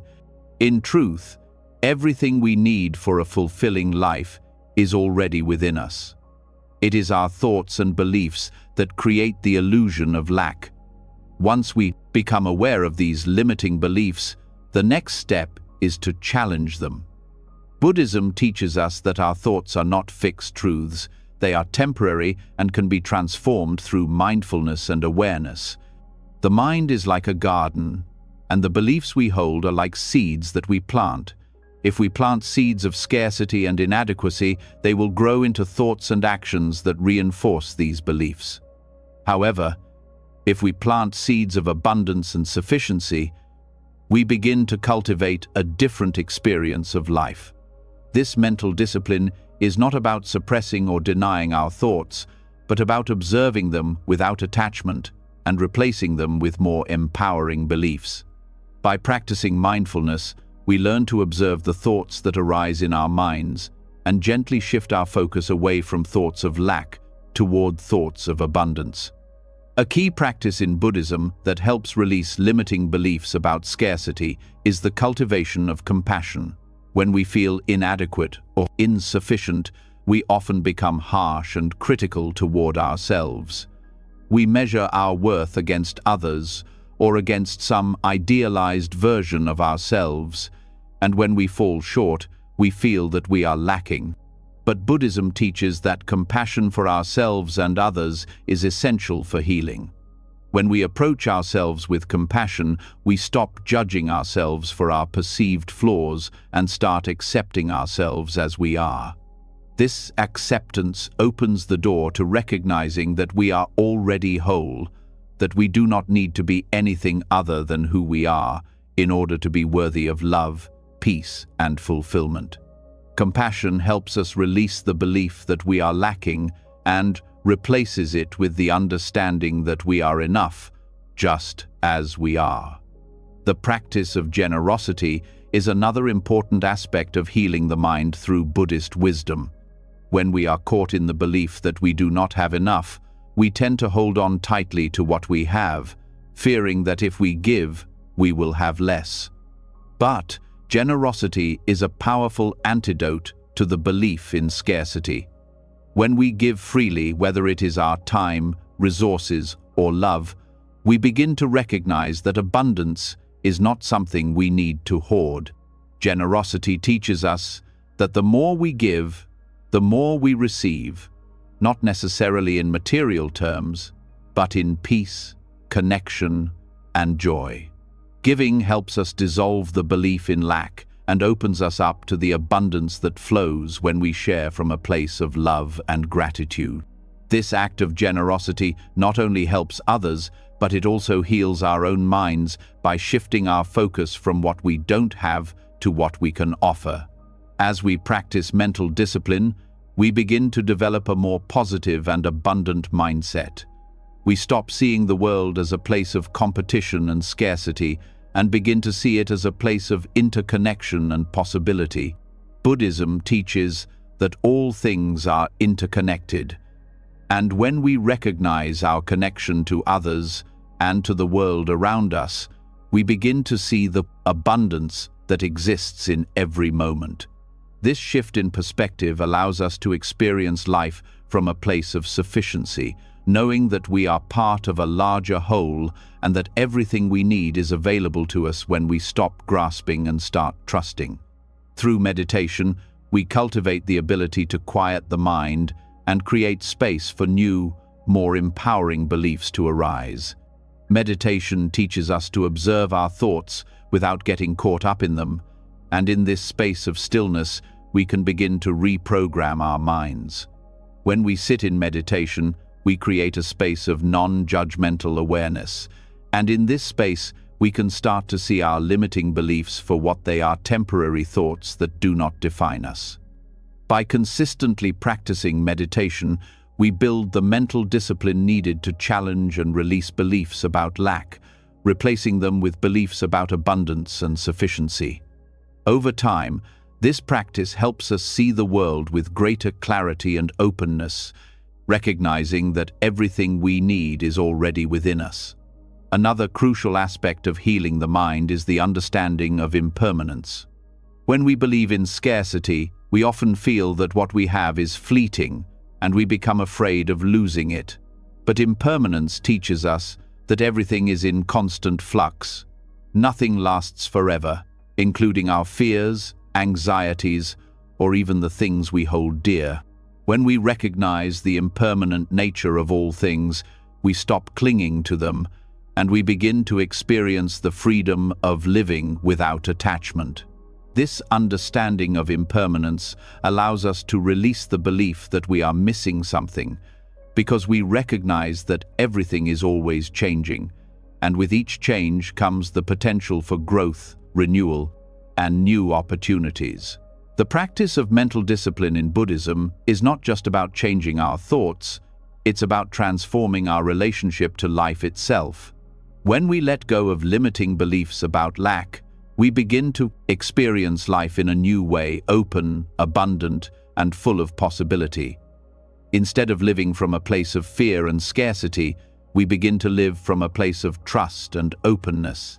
We trust that the universe, life, and our own inner wisdom will guide us to what we need. We stop striving for things outside of ourselves and begin to find fulfillment in the present moment, in the simple act of being. Through this process, we heal the mind, not by forcing it to think differently, but by allowing it to return to its natural state of peace, clarity, and abundance. By releasing the mental blocks that tell us we are not enough, we open ourselves to the truth that everything we need is already within us. This realization is liberating because it frees us from the constant cycle of seeking and striving. When we trust that we are already whole, we can begin to live with greater ease and joy, knowing that nothing is missing. This understanding is the foundation of a life filled with abundance, not based on external possessions or achievements, but rooted in the awareness of our own inherent completeness. As we've journeyed through these Buddhist teachings, one powerful truth stands out: nothing is missing in your life. The pursuit of external validation, the fear of loss, the constant striving for more, all of it fades away when we embrace the simple yet profound reality that everything we need for peace, fulfillment, and happiness is already within us. Through practices like mindfulness, gratitude, self-compassion, and understanding suffering, we've learned that true contentment doesn't come from what we have or what we achieve. It comes from accepting life as it is, right here, right now. The path to realizing this wholeness begins with letting go of the illusion of scarcity and embracing the fullness of each moment. By releasing attachment, cultivating love and kindness, and healing the mind, we unlock the truth that we are enough, just as we are. If this journey has resonated with you, share your thoughts below. How has understanding that nothing is missing shifted your perspective on life? I'd love to hear from you. And if you found value in this, be sure to hit that subscribe button so you never miss another insight that could bring you peace and fulfillment. Let's continue this journey together.